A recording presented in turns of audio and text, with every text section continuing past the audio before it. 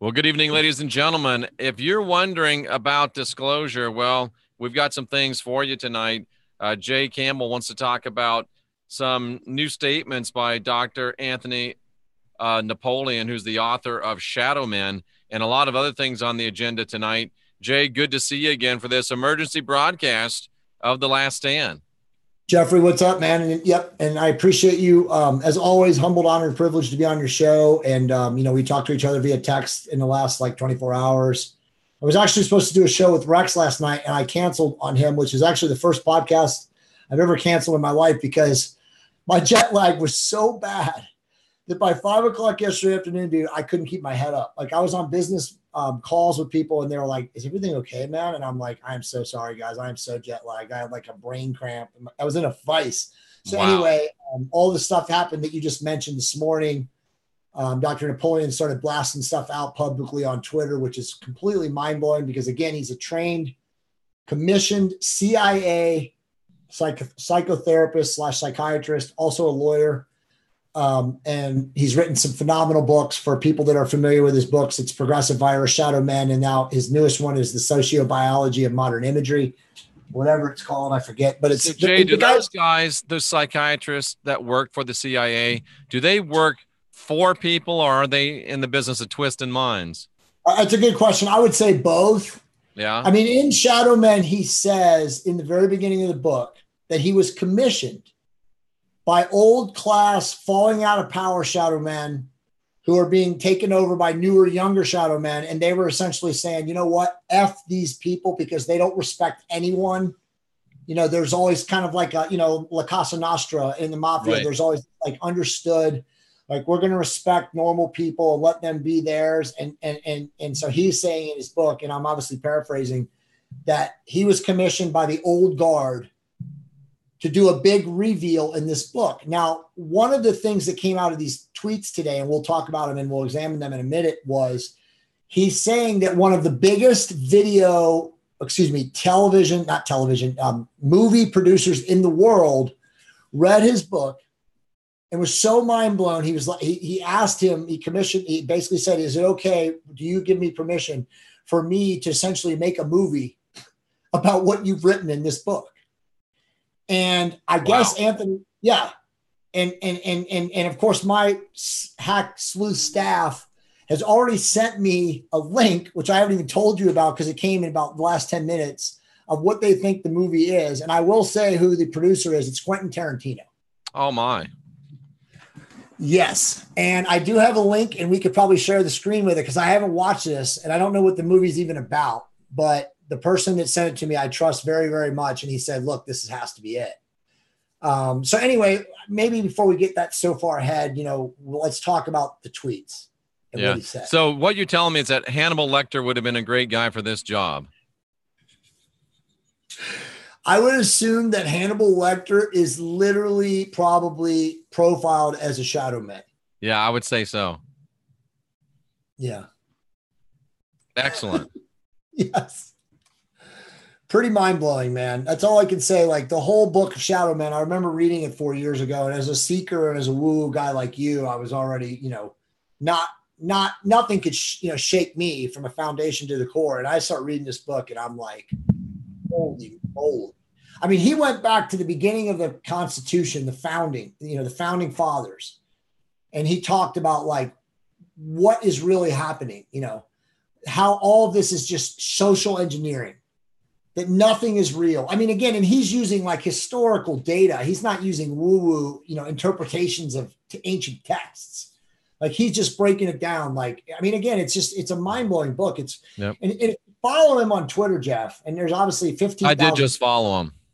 Well, there's 15,000 people on Twitter following him, and he probably would have a couple 100,000, but Twitter shadow bans him. His account comes on and off at times. That's weird.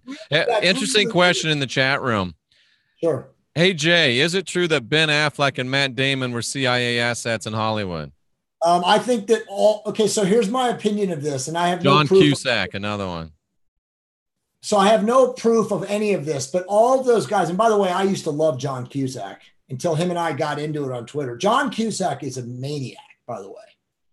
But I believe that all of these people that are pro-progressive leftist, Right.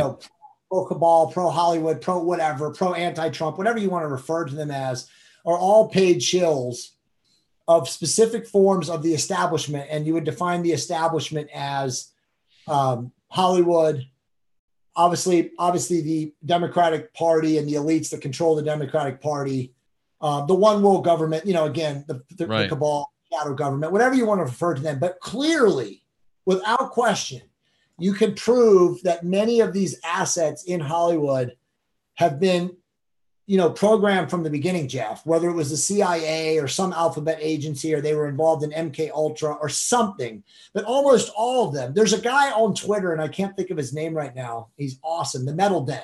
And he's this heavy metal guy. And I forget his name right now, but you guys can Google him real quick on Twitter. His name, it's the Metal Den. That's his handle. But he does all of these like underground articles about Hollywood people, celebrities, entertainers, especially people in the music industry. And he links them to CIA handlers, government handlers. It's unbelievable. And this guy's data and information is incredible. But yeah, I think that it's a great question. I think that a majority of these people definitely have sponsorship from, ports and sides of the government that is involved in social engineering. Jay, let me ask you a question I've often thought about, and I kind of go back and forth on what I think the answer is. Within movies, within television, we see these Easter eggs get dropped, these little nuggets of truth that get dropped. And some people say there's some type of a code that the cabal has to follow. That's why they release it. Some people say they're just that arrogant. I wonder, being a creative person, being a writer myself, if these ideas don't float around in the ether and writers just don't pull them in thinking it's just a creative idea, why do you think these Easter eggs and these things get dropped on us with at least some regularity? It's a great question. There's a lot of prevailing theories. I've read so many, esoteric lore books that talk about this and mention this all the time. If you go like the spiritual hermetical principles, the hermetical principles will tell you that truth is part of the universe, and even the dark sides and again, we get so confused because you and I we're not confused, but the majority of people on the planet, and even when we talk about it, we get confused because we're trying to define this in linear term, right? Right. So linearly, the dark forces, the evil forces aren't really that if we're looking at them from a sixth dimension or fifth dimension and higher level, because it's just a matter of where it flows on the pendulum. If the pendulum keeps rocking back and forth, then good becomes evil, night becomes day, blah, blah, blah. So I think personally that truth has to institute in creation in some capacity, no matter what. So I think that depending on how we view things, if we look at things as good or bad, or let's say we look at the opposite of the cabal is the alliance, right? And we have so many truthers and so many disclosure people talking about the alliance. We have David Wilcock, we have Corey Good, and there's many, many other people around them that say the same thing. There's the guy who wrote the book on the Germans that we talked about, Dr. Michael Salla. So there's a lot of people that talk about this alliance.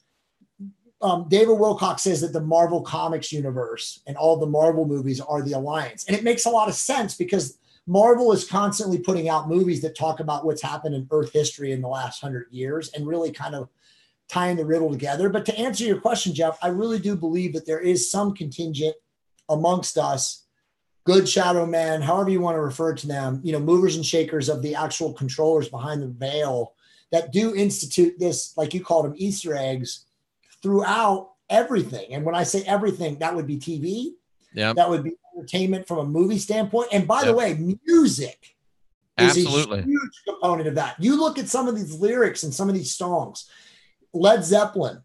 There are so many groups, the Beatles, there's so many groups that have music. If you understand the lyrics and you look into the lyrics, and by the way, looking at those lyrics when those songs were produced, you would not be able to tie anything together. But now looking back and collating that, with what we know now, especially as being in the aware community, it's pretty mind blowing.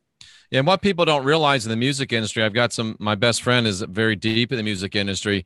Usually at the beginning, at least, artists, whether it be a group or whether it be an individual artist, they're typically not singing their own songs. They're singing songs that are given to them, so they Yes. can be led, they can be guided, they can be directed to deliver certain messages. Now, a lot of them, once they get a certain amount of fame, have more control over their own careers. But I mean, even something as silly as the TV show Supernatural. Do you ever watch that? No, but I'm familiar with it. I mean, it's a campy, beefcake type of a show, but I watch it all the time because about every 3 or 4 shows, there's just this huge spiritual bomb just dropped. Dude. So know somebody in the writing staff knows what's going on. Right. And it just, I wonder why. In everything, there was a show on, it still might be running, about the DC universe.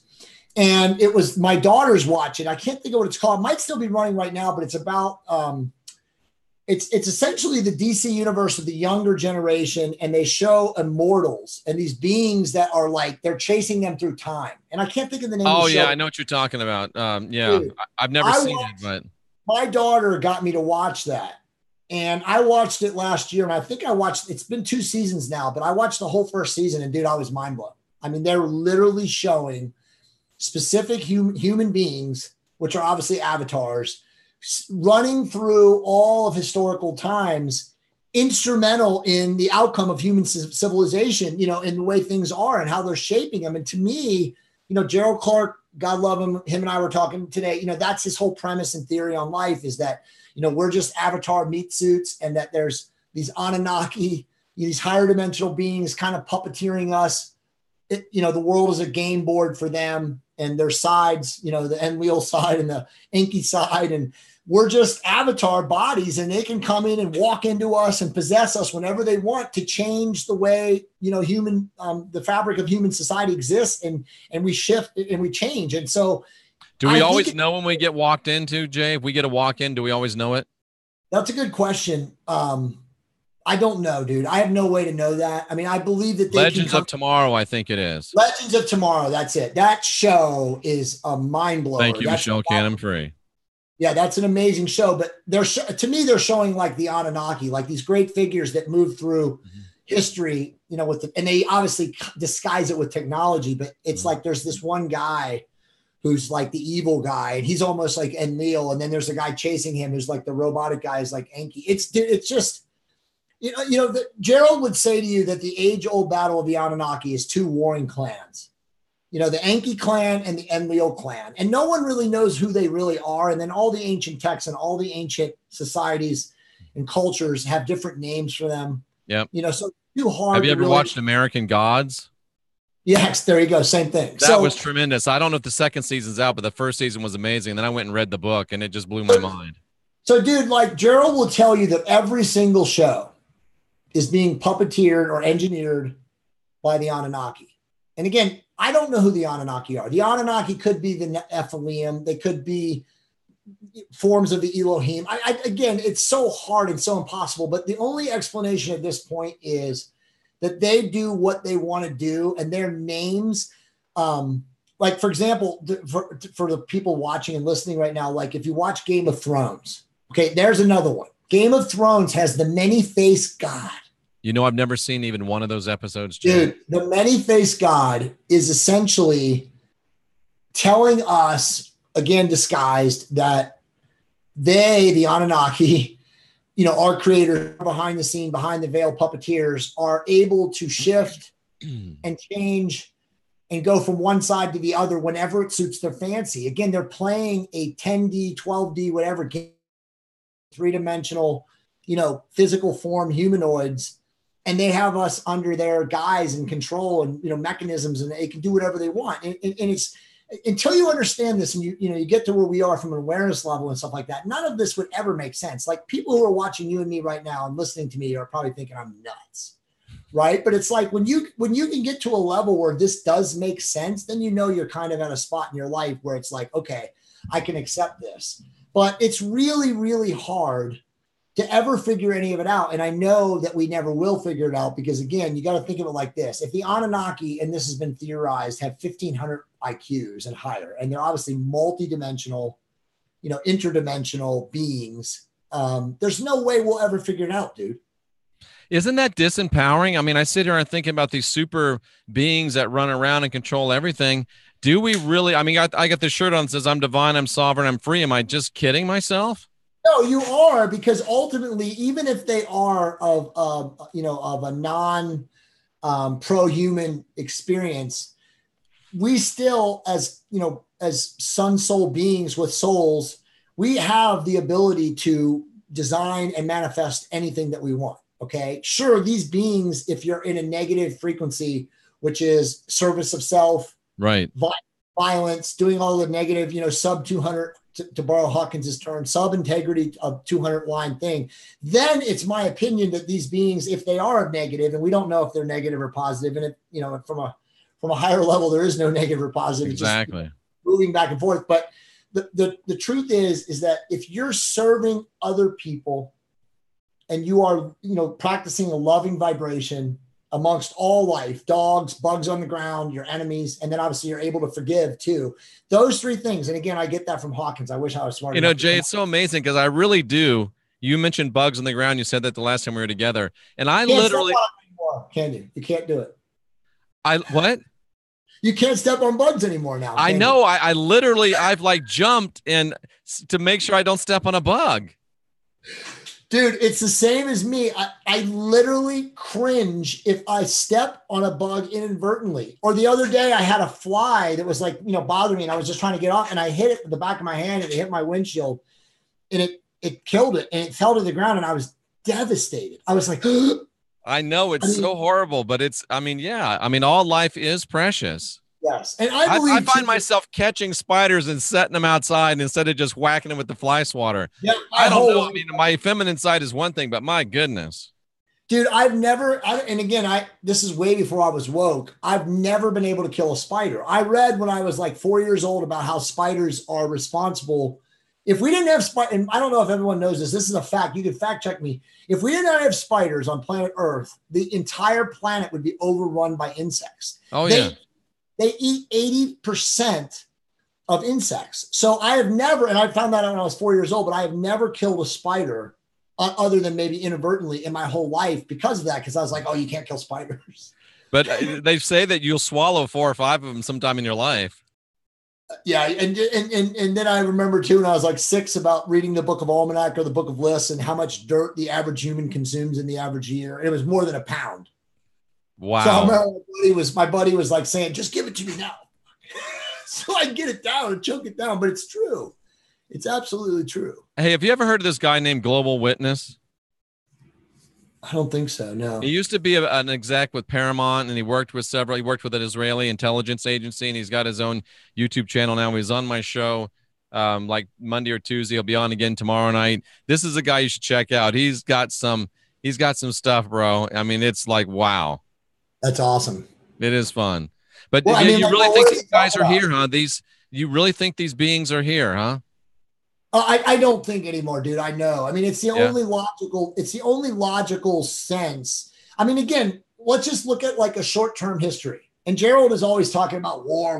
And I'm always telling him like, bro, there's not going to be war. If they were going to blow us up or nuke us, or, and Leo was going to take over Enki and they were going to, catastrophically nuke us, it would have happened a long time ago. But I agree. I look at it as the only logical explanation as to why we are still here, knowing what we know, that 74% and maybe a little bit less now of humanity is sub 200 integrity, that we would be gone. We would have blown ourselves into oblivion without some form, in my opinion, of a higher dimensional being.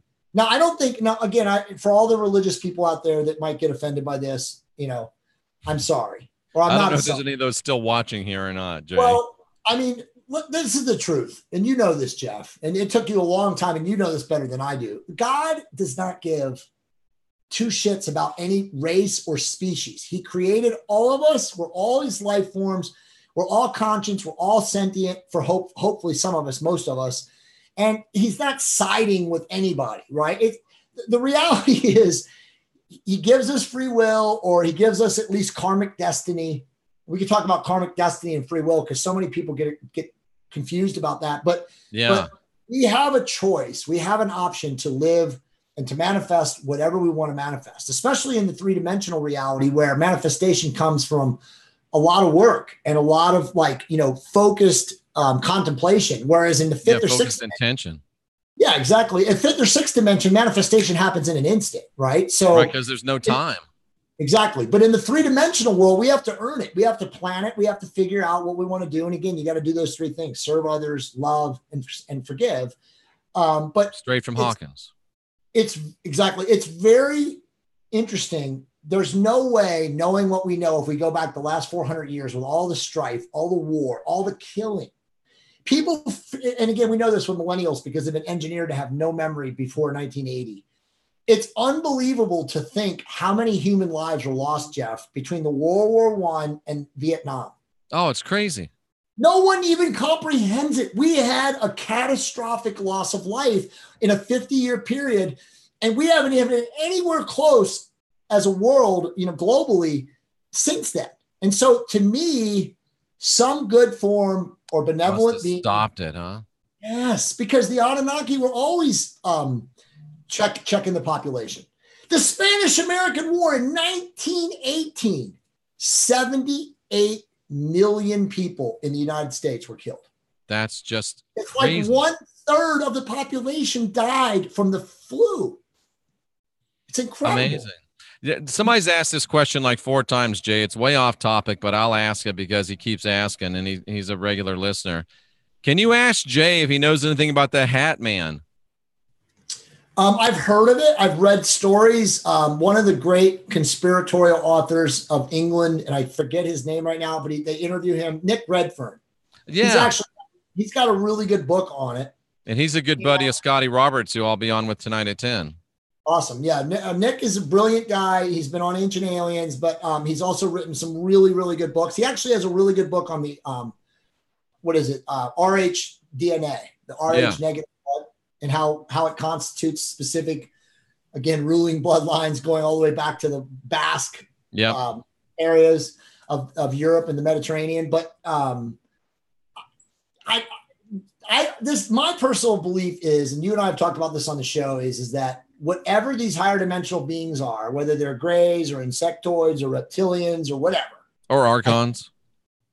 Archons is probably the ruling class. We'll get to that. But I think that they manifest in physical form based on your brain and your understanding of what you read as a kid or what spooked you as a kid or what movies you watched or anything like that. So in the past, they hack your brain and appear according to your fears. Well, before aliens and reptilians and reptoids and insectoids, they were fairies. Fairies and werewolves and leprechauns and vampires. And gnomes. Yes. Yep. So I think it's just all, they have the ability to go into your brain and telepathically plant images or imagery that is receptive to you as an individual human being. And that's been in a lot of movies. Of course. I really do believe, Jeff, that movies, as you said very eloquently in the beginning of this conversation, are the conduit. They really, really are. That's how they engineer our thought processes, our belief patterns. And then when you combine it with, like, obviously religion and politics and now social media, and let's not forget, this is their greatest ever framer of thought, framer of ideas. This is now how they brainwash everyone who's not aware. Now, by the way, I got from my good friend, I wanted to throw a shout out to him.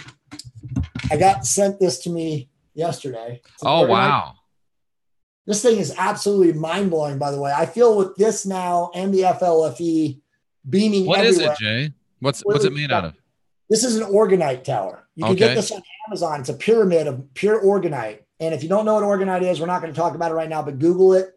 I'm sure many people in your audience have organite in their house, but it's a very powerful protective element it's essentially not in the periodic table, but it should be. But it's some sort of an element that protects against electromagnetic frequency. Yep. And also other electronic, like frequencies that you can't even see. And it smells amazing. Like, I don't know, it smells like a petroleum. I don't know what it smells like. I can't really comprehend it, but it's a pleasant smell. And when you smell it kind of up close, it makes you kind of feel like not high, but just kind of like, wow. Interesting. Very, Yeah, I very have some around here. Brian has made me a few of them, and that's a big one. I've never seen one that big. It's amazing. Put it up. I mean, so I've only had it for a day, and I was dead yesterday. And like I said, I had to cancel on Rex, but today, man, I am energized. I feel good. I did sleep a lot better last night, and obviously I'm coming off jet lag from being in Thailand, but they're amazing. And again, there's massive evidence. Read about read about Wilhelm Reich, the guy that founded this. He created a technology called orgone generators. Yep. And the government shut him down, got rid of the technology, of course. But, he went on to say that he's able, through orgone energy, to channel this auric, etheric energy that is around all beings, all life forces. And that was the key. And it's funny because the book, I forget the name of the book, but there was an author that wrote a book in the early 20th century about the inner earth species that uses this, the Vril, and they call it the Vril or the Vril energy force or something like that. They use this orgone energy to basically be to live forever. Interesting. This race, had the permanence of living, for thousands of years, which again, by the way, Noah and all these other, beings, of course, in the God, Gerald created the God tablet. You have all these people that live thousands of years. Right. So it's craziness. And so you're saying that Dr. Napoleon, the CIA trained clinical psychiatrist, was, at least in your opinion, putting out tweets today talking about the E, aka the Elohim, and their specific bioengineering of members of society. Absolutely. And he's saying specifically, he's a huge animal rights activist and a lover of animals, and God love him for that. And again, I think it's the world of this guy. Sorry, somebody's calling me. Yeah. Had decline. I think the world of him, you know what? Even when you turn your phone off, if you're connected to a Mac, it dials no matter what. Right through your phone, right through your computer. Yep. Yeah. So I apologize for that. But he's a very big, staunch advocate and protector of animals and animal rights. And he's basically in the middle of his tweets. And this is why he's so mysterious. Like, he just went off on this diatribe about how there's some of us that can feel love and can protect animals and actually have a loving vibration, and others of us that have been literally tweaked, obviously bioengineered by select beings so that we always feel, we're menaces. We don't feel love. We're violent. We're capable of horrible things. And he's, he goes on and on and on. If you're in the Facebook group, and I know you killed Facebook, and I'm about to do it, I think, myself, but in the Decoders of Truth, I actually posted images of both of his tweets. And at the end of one of them, he actually talked about the E, again, referring to the Elohim, as leaving some of the people, not being able to fix some of the people that are bioengineered to be, menaces and violent and all those things, psychopathic, because they were attacked by their enemy. So you already said the word, archons. Yeah. Now, I don't know, Jeff, and I hope before I die in this physical incarnation or this meat suit that I can figure this out. And Gerald doesn't know. I mean, all the smartest people I know, when we talk about this and we try to figure out this hierarchy of bad guys, is the archons at top or the reptilians below them, and then the grays, like this worker force of the reptilian? I don't know. But it's weird that someone like him would come out in the mainstream on Twitter and say the enemy of the Elohim. Who do you think it is? The enemy of the Elohim. Well, all I really know for sure is that this being that was posing to be Yahweh, he was the enemy of the Elohim. And for what I've been able to tell from the scriptures, there's no doubt that he was a reptilian being. Now, whether you can extrapolate that all the enemies of the Elohim are reptilians, or all reptilians are enemies of the Elohim, I don't know if you can or not. And I have this sneaking suspicion that there's even some reptilian beings, if they exist, that are upset with other reptilian beings and would even be open to working with us to overthrow the usurpers and those that are upsetting the cosmic order. I agree 100%. And how do we know they aren't already?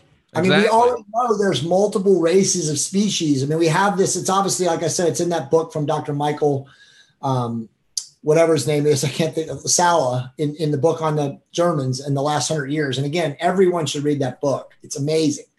But there's multiple alien species that have been negotiating with our government in quote unquote black operations. They've traded tech, probably swindled us initially because they said they weren't going to like abduct all these people and they weren't going to experiment on us as much as they have. Right. Probably broke all those rules. I mean, obviously, again, Sala talks about it with the Nazis and all their affiliations with, again, the Draco Empire, which would probably be that being you're talking about, old Lucifer. And again, Lucifer, again, has so many different names too. We don't know if Lucifer is Marduk, Marduk is Enlil, Enki is Marduk, Lucifer is Marduk. I mean, they're all just trading names and cultures. And again, in this 10D, 7D, 9D chess, whatever they are. I mean, really, if we go all the way back to the war in heaven, which you're more knowledgeable about than me, it was Lucifer was God's chosen archangel, a 50,000 level of conscience being who decided that he was more powerful than God and was going to create the war in heaven. And he lost, but God cast him out in some capacity for, maybe it's Earth, maybe that's his world. I don't know. A lot of people argue. If we go into, what is it? What is the stuff that they found in 1948? Those books that talks about Yaldabaoth and all the Nag Hammadi. Yeah, the Nag Hammadi scripts. I mean, the Nag Hammadi scripts, which I've read 5 times, and still every time I read it, I learn more stuff. Oh yeah, they talk about the Earth being the devil's realm. It's mentioned right there. So if we are living in quote unquote his realm, this reptilian figure, then it makes sense, right? I mean, it's so hard though, dude. Again, I think about the dimension that these beings are at and where we are and how we've been literally dumbed down and reverse engineered and 90% of our DNA is turned off. There's no way at our current level of knowing or learning or whatever that we can ever really know. We can intuit and we can discern. And I feel that some of us can know pretty well, but there's no way to prove it, dude. There really isn't. There really isn't. And at the end of the day, we're in the speculation business. Yeah. And it's a little bit frustrating, but I mean, all you can do is try to get as much data as possible together and try to piece together as many breadcrumbs and connect as many dots. And just, at some point you do have to go by faith. I don't really like that, but at some point you do have to go by faith, Jay. And sometimes it's very frustrating, but it's, I don't know if there's any other way to do it. I agree, Jeff. I mean, we have to band together, people at our level of awareness, putting out information, doing podcasts. Believe me, there are very knowledgeable people out there and definitely high ranking in society who behind closed doors, because obviously their hands are tied, are very appreciative of the things that we're doing. It's like I told you, I have people in the military who've told me that they're looking out over us, that they're very thankful that we're out there, that we have the courage. Because, I mean, dude, at the end of the day, this takes courage. Okay. I mean, I'm not like, slamming the horn for both of us. What Rex Bear does takes courage. I mean, there are beings out there who don't like what we're disseminating. So why are we still able to do it, Jay? Well, it's like I told you, we've talked about this before, that spiritual hierarchy of negativity is unraveling. And how it's unraveling is, again, it's unpredictable and it's not determinable, in my opinion, because of our 3D intellects and knowing what's obviously going on. But as you said, piecing it together and reading other knowledgeable people who have so-called or supposed internal, insiders and whatever you want to call them, code breakers and all these things who say what's going on. Again, I keep going back to Wilcock, in his newest book, Ascension Mysteries, which I finished about a month ago. He lays it all on the line. He's like, look, I know a lot of people think I'm disinfo. And by the way, did you see that the other day? He resigned from Gaia. There's a lot of weird stuff going on right now. Okay. Because David Wilcock is paid by Gaia. That's how he makes his money. Right.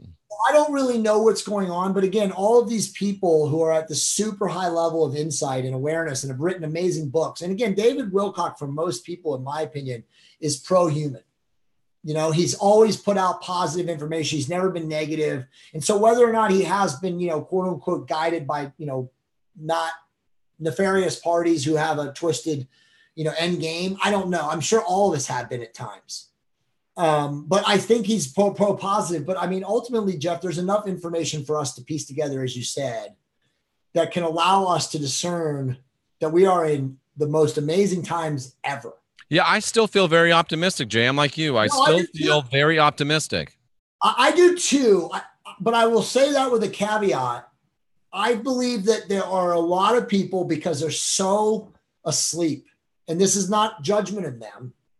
I don't know if what is coming, and I don't know what coming is, and you and I have discussed it before. It could Yeah. be a shift. It could be a frequency change. It could be us being blasted into a fifth or sixth dimension, whatever it is, from the three dimension. I don't know if we even feel it, right? If an aware person who has a vibration of over 450, are they, energetically, frequency shifted, blasted into fifth dimension, and they even know it? I mean, what if we don't know it? What if it happens? The Mayans talk about, all the Yeah. ancient cultures talk about it. Have you ever had any slips, Jay, where you think you've slipped into 4D, 5D for minutes, seconds at a time? I mean, I definitely have had experiences, and I'm such a pro Hawkins guy now, where I feel the presence. Yeah. Where it's kind of weird, and I definitely have had like deja vu moments. But some of my guys, the guy that sent me the Oregon pyramid today, he texted me today, and he's like, "Bro, I was meditating the other day on my porch, and I swear to God, dude, I lost consciousness for like 6 minutes." I think I've had at least 3 slips up into higher dimensions. It's the weirdest thing ever. Yeah, and it doesn't feel that much different, but it's different because I see different things, and when I come back, things are different. I've almost run into cars that weren't there. Right. Or you just have, like, when you come back, it's so weird because you feel like the time isn't the same. Yeah, exactly. Big Teddy Smooth, good to see you back in the house. Yeah, it's interesting, dude. I mean, like I said, it's a wonderful time to be alive. It's even more wonderful if you're awake and you're not asleep, and you are exposed to the things that we talk about, and you are reading, some of the things that we talk about. And again, if you're just paying attention, I mean, I keep going back to Twitter because I spend a lot of time on Twitter, but Twitter is amazing for its ability to create awareness from people that you would never, even remotely think are capable of being so aware. And I know that because, again, of the social collective and the global reach of it, you can be connected by somebody or to someone's, point of view, or to someone's information stream with no money. All you have to have is an internet connection. Yes. It's crazy. Yeah. I mean, you used to have, like, these super dating sites, and now it's a whole new level. It's not just, the dating, it's the actual spiritual connections that people are making. It's craziness. And that guy Global Witness I was talking about, he reminded me of you. He's talking about, he thinks there is something coming, something big is coming. And he says, like, we got maybe 3 or 4 years left. I know you were kind of talking about feeling. I'm thinking 6 to 7, but and I'm not sure it's going to be everything blowing up, but I think something's going to happen. Well, I don't think, and that's where me and Gerald disagree. And I love Gerald, man. He's such a great spiritual mentor of mine. So are you now. But, like, I just look around again, because of I'm blessed for my business understanding and my background and all the different things and people I'm connected to. Jeff, this is not sustainable. Okay. This debt load, I mean, it's all crazy. They can't keep manufacturing money out of the ether.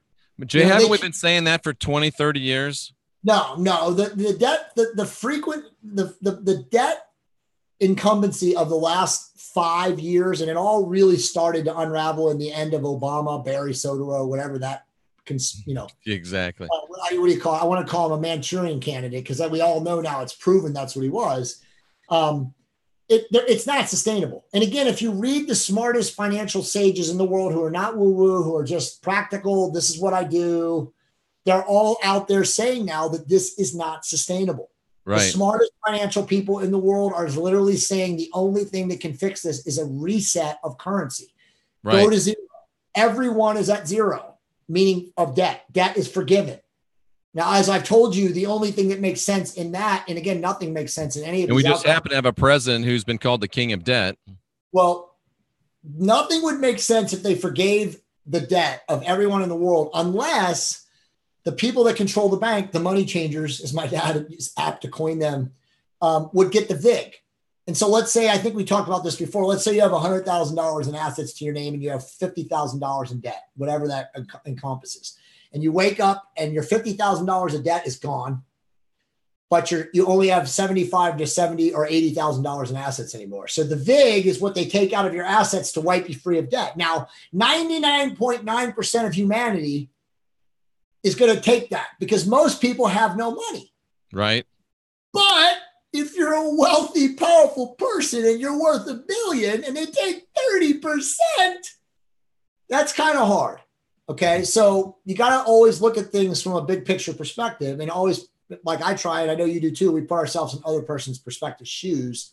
Right. It doesn't always pencil. Now, granted, most people are going to be like, well, who cares, Jay? They have $1 billion and I don't even have $25 in my account. Yeah, but they most likely did a lot of work to get to that level. And guess what?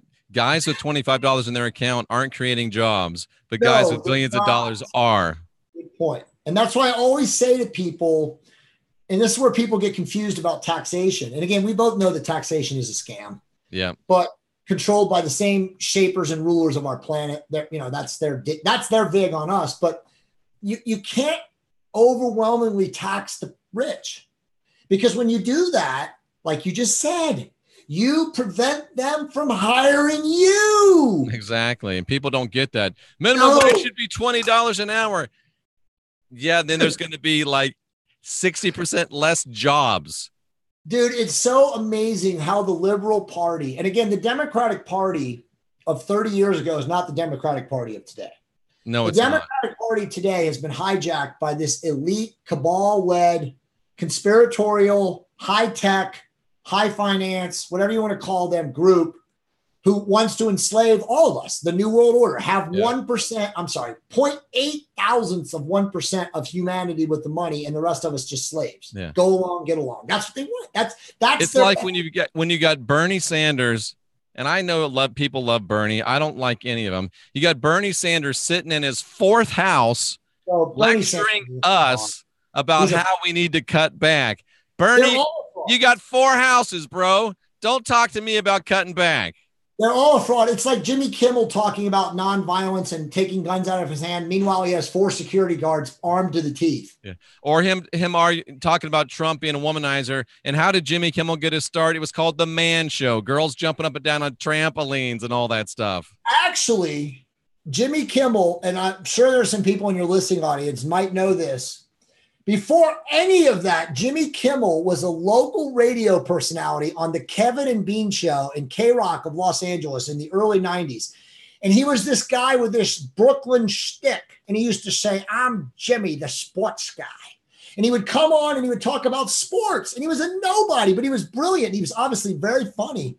And I just remember as a 22, or how old was I when I came to LA? 23 years old. Between 24 and 26, I would listen, because obviously that was before the internet, in the morning to the Kevin and Bean radio show to listen to Jimmy, because he'd be like, I'm Jimmy, and here's the sports. So before he even became the great Jimmy Kimmel, he was just this nobody radio sports disc jockey. And so, yeah, dude, I mean, the guy is a fraud. He is the fraud of frauds.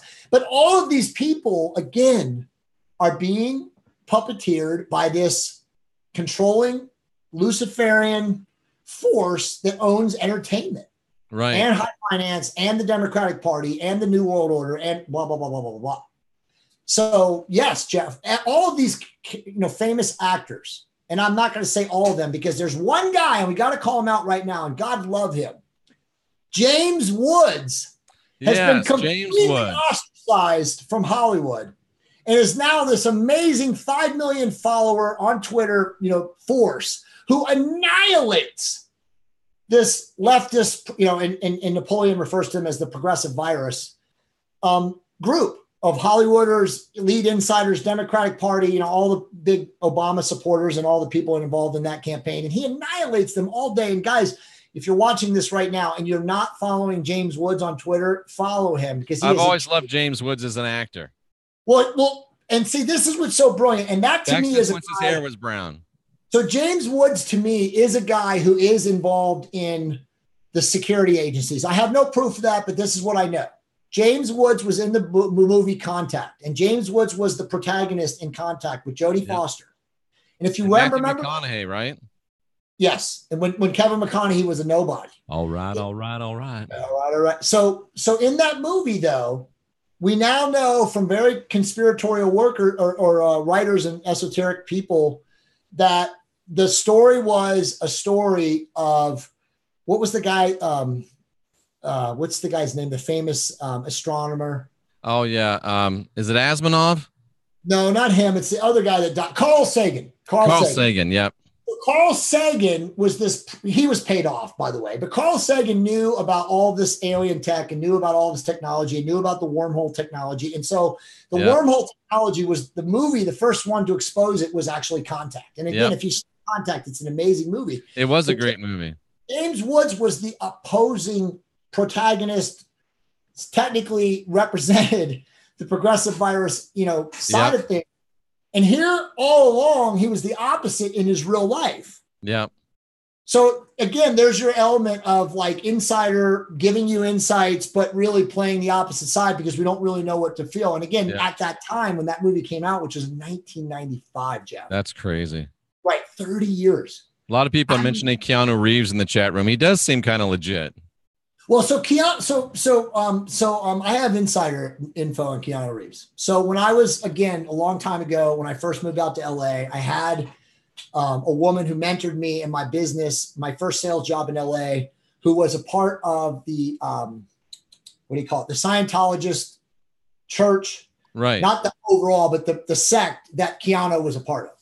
And so she gave me all kinds of insights. And then I ended up meeting this other gal who was the publicist of Keanu Reeves. Oh, nice. And she shared a lot of information with me. Now, here's the story, and there's no way to fact check this. And I've never met Keanu Reeves personally, and he doesn't know me from Adam. But Keanu Reeves was a boy toy. Okay. And you can go back and you can look at Bill and Ted's Excellent Adventure, which is his first movie, and you can see what kind of a human being he was. And he was abused, sexually molested. God knows what they did to him.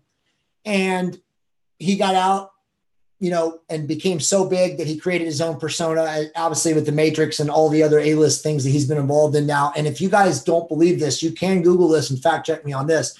He donates 70% of all of his income to battered women's shelters, pedophilia, rescued children from sex crimes. The guy is truly a saint, but obviously he was debauched. I mean, he was destroyed. His humanity was taken from him. So, but he's one of the good guys in Hollywood now. And again, you can Google this. I mean, this is very, very public accessible information. He is very open right now about Weinstein and all these scumbags that run Hollywood, these pedophilias, Luciferians. And he's very anti, but he's so big. And again, my guess is, there's elements of Hollywood that are positive, the alliance controlled part of Hollywood. And so he gets movie roles with them. James Woods right now is unhireable in Hollywood. Yeah, he can't work. No, cannot work. And you've seen, obviously we talked about, you've seen what they've been doing to Roseanne. Yep. And again, Roseanne has the #1 show on TV and they still blew her up. You can't ever get too big. Well, I mean, even Wayne Gretzky was traded. Dude, all of these people, that's a whole other thing we could talk about at one time. I mean, look at the basketball players. Look at Stephen Curry. Look at these guys. Look at LeBron James. They're covered in Illuminati jewelry. Oh, Jay, that's just a coincidence, brother. No. Their handlers, we know, are the same people that we're talking about. If you want to make $40 million a season or $35 million a season or whatever these guys outrageously make, and they're not worth any of it, give me a break. I'm sorry. You're not. Okay. You play basketball, you jump high, you have good 3-point shot. I was a professional basketball player. I can say that. They're not worth that kind of money. That's a sham. Okay. But the people puppeteering our society think that they are, because they bring people to the stadiums and the coliseums and the event centers. And then they, make billions of dollars off of broadcasting it to all of us as sheeple who watch it. They keep us distracted. Exactly. It's all a distraction. It's all a distraction. All of it. And again, I'm not against watching sports. I love watching an NBA final game. I love watching Stephen Curry hit 40-foot jumpers with people guarding him. Dude, if they were playing the NBA finals in my front yard, I wouldn't open the blinds. That's just because I'm an ex-basketball player. I will watch that every now and then, but people who know me, I don't watch any sports anymore. I have friends who are big time ex-pro athletes, former guys like me, and they'll say, "Did you see that?" And I'm like, "Dude, I don't watch TV." I used to watch hockey. I don't even watch hockey anymore. Well, that's not true as much as I used to. Bro, it's just like you said. It's escapism. It is. Keep us distracted. For you Bread and I, and circuses. Mark Center Saint took the words out of my mouth. Very, very true. But for you and I, it used to be television and it used to be sports. And now it's for the kids. For these kids of this day generation, it's video games. But it used to, for you and I, it used to be sports and girls. Well, girls was a huge component. They're not even after girls anymore, these boys. No. It's all, I mean, again, it's all cabal engineering. They're creating this transhumanist, androgynous ideal of, like you said, you know, the Baphomet symbol of like destroying the divine pole. Yep. I mean, that's what it is. It's like go against God. It's go against God. God is the divine pole of divine masculine, divine feminine. And so we have to transmogrify the pole into deviant forms of whatever they want to call it. I mean, I don't even know what it is. I mean, all these people identifying with 60 genders and this nonsense, it's all a direct insult to divine law and God and creation. I mean, it's just, if you don't see that, you're just asleep. You have programmed amnesia. It's that simple. I mean, that's what I say now to my people that come after me. I'm like, look, man, I respect you and I am not judging you or labeling you or, you know, because in the past I'd be like, F off. Yeah. You're low conscience, but I don't do that anymore. At least I try not to. You know, at least not much. I've seen you do it a couple of times, but not much. I trip up on Twitter a lot. You do. It's funny. I trip up in our group. When a kid is lost, I can't keep going down that path because I know they're in the fear conscience. And if we can't have fear conscience in the big group because it brings us down. So yeah, I'll get egoic and I'll do what I do. But at the end of the day, dude, I'm all about helping as many as I can. Yeah. And if one person's lowering the mission, and you know this, I mean, you have every day on Twitter, I mean, on YouTube, you have trolls come into your groups. Yeah, but I blast them. Well, that's what I'm saying. So you do the same thing. So there is a part of us, no matter how high conscious and aware we try to be and try to maintain our life, we still have the egoic program that overruns us at times. Yeah. Especially if one of the trolls goes after your lady, then it really gets ugly. You know, I made a bad mistake 2 years ago, and Rex knows about this because Rex chided me and was like, bro, you're too big. Are you serious? You know, some guy threatened me and called Monica a bunch of names, and I told him I would meet him anywhere and I'll kill him, you know, and then saved it. You know, he saved it and he blasted it all over Facebook and the internet. And I felt like an idiot, you know, because it's true. And I'm a totally nonviolent person. I mean, I really am. But the guy got under my skin so bad. I just made a stupid comment and keyboard warrior and left it there. And it's always there. Yeah.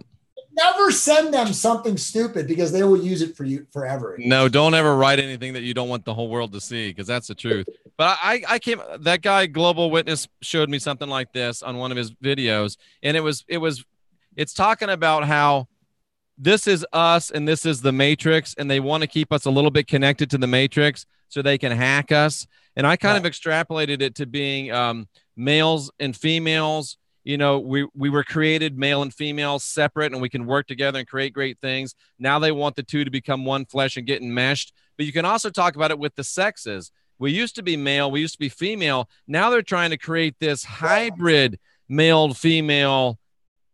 It's an abomination. We just have to say what it is. It's an abomination. It wrecks us. We can't. This is the enemy. This is what we need to say. We need to stay male and female. It's this simple.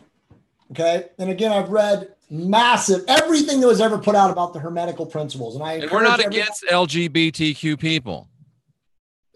Right. And people are always free. You always have a choice. Everything is a choice. But the hermetical principles and teachings teach that the divine pole was what God created. We were all one, right? We were unity consciousness. It was one.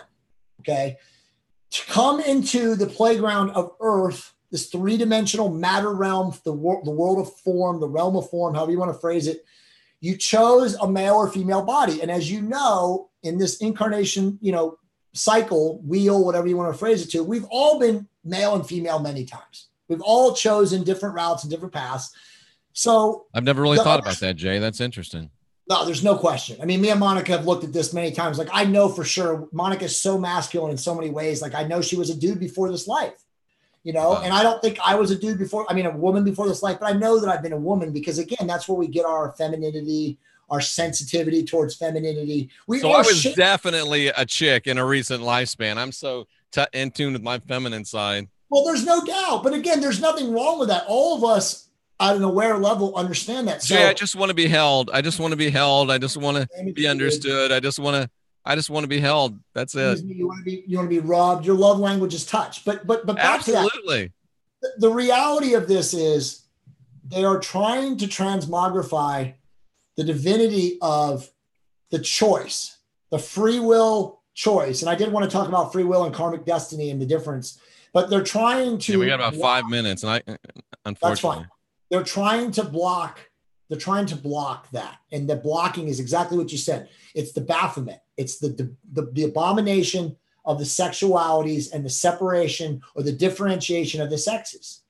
And that's all the transhumanism. That's all the AI. It's all these things that they're trying to do. The deviancy, men having babies, men with low testosterone who aren't even like, they're sexless. They can't even identify with masculinity or femininity because they're so, blown apart. I mean, we've talked about that, ad nauseum, but that's what it is, dude. And it's just, it is a direct assault on, in the beginning, the Elohim, the Anunnaki, whoever did it, they made us male and female. Yes. And that's the way it's supposed to be. There's great strength in being male. There's great strength in being female. Everything works best when you've got a strong, full man and a strong, full woman. We talked about that in that show the four of us did together. Before you have a power couple, you got to have a power man and a power woman. And I honestly believe, without being sexist or misogynist, that women truly do, when they're in the physical form of a female, they truly do desire a man who can protect, who can provide security, who can physically, offer that comfort. And thinking today that women, because again of this postmodern feminism and again of this transhumanism and transmogrification of what our roles really are, so many women are lost on that concept now. And so they're so confused because they feel like they have to be the masculine, they have to be the provider, they have to raise the boys and teach discipline and do all these things that the masculine, the divine masculine identity is constructed for. And so the confusion just reigns amok. And then, obviously it leads to men being suppressed, Jeff. Men are suppressed. They do not identify with what their role is. And again, when you add in the fact that they have no testosterone, how are they even supposed to feel like a dude? And right? You get women that have had to take that masculine role for so long that they can't accept a masculine man in their life without, constant of this. Absolutely. Exactly. You talk to any alpha female, and my wife is an alpha female who is unable to acquiesce or to drop her masculine identity to be in the powerful, to be in the arms or be in the auric field of a powerful masculine male. It won't work. And Monica has a lot of really powerful female friends who are struggling permanently in relationships because they can't allow the dude to be a dude. Yeah. They want total and full control at all times. And I'm telling you, in our divine essence, in our, again, natural law, divine order, women are supposed to, and again, I'm not apologizing if I offend some of you beautiful ladies in the group right now, but women are supposed to be the nurturers. They are supposed to be the caregivers. You're supposed to raise the brood, to take care of the home, the nest, whatever you want to call it. And as we pushed women into the workplace, which we've identified before, and again, Napoleon does the best job of this, Jeff. It was a scam to get more women into the workforce to create a new tax revenue stream. Yep. But as we've taken women out of their natural role, okay. And even, by the way, you could even argue that we put men into their opposite of their natural role because we have so many daddy daycares now. Yeah. We have screwed everything. We have blown up expectation. We've blown up, reality of like what people are supposed to do, what they're supposed to identify with. And so it's just confusion reigns supreme. And it's terrible. And it is affecting relationships across the board. Dude, it's so unfortunate. Again, Monica has some really close female friends and they struggle so bad in their relationships. And every time she gets done talking to them, she just comes to me and she hugs me and she's like, I'm so glad that I have you, because it's true. Like some of these women, attract really amazing men, but after 6 weeks, the guy's like, dude, exit because he can't be a dude. you know, and it's just sad. And again, I'm not saying, you know, for the women, in defense of the women, Jeff, and you know this, and I have this conversation with a lot of people on Twitter, the man situation right now is at an all-time pathetic worst. There are so many pathetic, puny, weak, you know, indecisive, low testosterone males that women also have a real problem, because who are they going to choose? How are they going to find a powerful white knight, someone that can provide and protect and be Or that do guy? they want one? Or have they been in the driver's seat so long? That's a good question. I think most women still deep down, if they do any form of internal work, if they watch The Serpent and the Dove, they know that they do crave that, because that's a biological directive. It's not escapable. Just as I crave and you crave a feminine, attractive woman who can hold us and nurture us and love us and touch us. You can't escape those things. You have to be broken. You have to be what Napoleon says is an engineered psychopath to not feel those things. It's that simple. It's so true. Somebody said that as we're talking, they keep hearing Hans and Franz. Nah, man, there's no Hans and Franz here, but that is funny. But dude, we've got a lot of people watching the show live. We do. And we've just gone over an hour, and I forgot I have another show at 10 o'clock. So sign me out, buddy. But dude, this was our best podcast. It was awesome. And I mean, it's every time we do them, we get better, Jeff. It's just, you know, it's sad because, you know, the roles are so screwed up, and the men are so screwed up, and the women are so screwed up that even when you get two people that want to do right, it ain't easy. No, it's hard. And you and I have talked about this, and we had that amazing show, you know, with Sandra and Monica. Unless you're willing to do the internal work, it's not going to matter. We are being bombarded in every capacity. You know, our endocrine systems, from the physical onslaught, the mass media, you know, manipulation to us as psycho or psychological beings. There's no way to escape it without doing the internal work, brother. It's that simple. There's no way to escape it. You just can't escape it. It is impossible. And I mean, what do you do, Jay? What do you do when we're in this situation that we're in, and we're trying to, you know, do right? We're trying to be right. What do you do when you run into a man? If you're a woman, you run into a man that can't really be a man, even though he's capable, or you're a woman and or you're a man and you run into a woman that can't be a woman because she's had to be the man for so long. It's like Monica said, you know, I'll go back to Monica, and I know you got to get off and go on to your next show. I'm actually going to try to bring Scotty into this same link, and we can say goodbye together. Okay, cool. You have to manifest what you want. It's very, very simple. As a man or a woman, if you're looking for someone out there, your spiritual equal, or someone that, you know, you can share love with. And again, remember, our role as a human being is the two greatest biological directives are to give and to receive love. That's without question what we're here for. So if you don't have that in your life, you deserve that. I don't care where you are in your life right now. You do deserve to give and to receive love. If you can't find that, you have to manifest it. And you, as Monica always says, you have to be worthy of what you want to receive. Right. You can't be a 400-pound man or woman and expect to get a calendar model as your opposite. Okay. You have to have expectations that are real. I mean, again, I'm not judging anyone by saying that, but you have to put the work in. You have to do what is necessary internally to manifest your dream mate. It's that simple. You do. I mean, I used to say when I was preaching, if you want to get a 10, you got to be a 10. There's no question. You know, the law of attraction, all that stuff always applies. And again, it's the mirror test is life. I mean, what you put out is what comes back. It's that simple. So why isn't it easy sometimes when you get two people that want to do right together, that are awake, that are high on the Hawkins scale, and sometimes it's still not easy?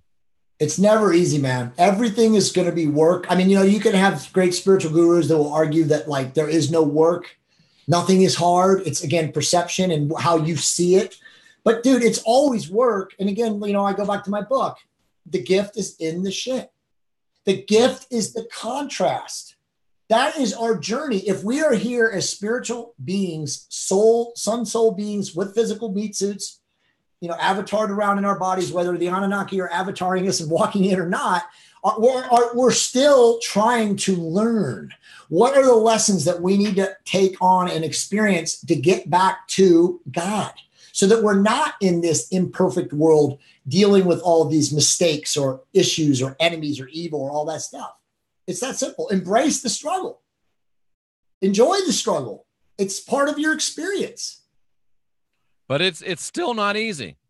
No, it's never going to be easy. It's absolutely positively never going to be easy, man. It still is not easy. And, sometimes you even ask yourselves, is it worth even trying? But of course it is. Because what's the alternative, right? Yeah, I mean, the alternative is to sit there and not be loved and not to give love. And there's nothing worse than that. And Scotty, when you want to take the sticker off your camera, you're with us. Okay, hang on. Can you hear me? He's blocking the alphabet agencies. They're working feverishly to bring him on. Jay Campbell, say hello to Scotty Roberts. Hey, Scotty, Jay. what's up? Very nice to meet you, man. How you doing? Good to meet you, too. I don't think we've ever met face-to-face. No, we haven't. I've watched a couple of your shows with Jeff, though, so it's very, very honored to meet you and talk to you.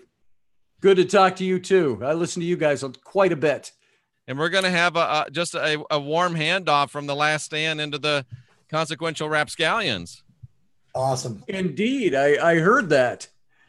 So, but Scotty, what do you think about this thing where you got a person you got two people into a relationship, they're both awake, they both want to do right. Why is it sometimes still so damn hard to do right? Yeah, to get, to make the relationship work and be harmonious. I think you have to be so given to each other in order to make that work. There is something to this, and it's so poo-pooed in our society today, this giving of yourself to each other. But Scotty, the big thing now is such a hard thing for people to want to do. But there's a big thing now, and it's in the spiritual community, and I'm not saying that it's not real, but there's this big thing now where a lot of people, and we don't want to make the ladies mad at us, but like a lot of the ladies have been through such crap with such terrible men that they don't want to give their power away. So this whole thing is, I got to keep my power. I can't give my power away. But sometimes if you're not willing to give your power away, then it just doesn't work.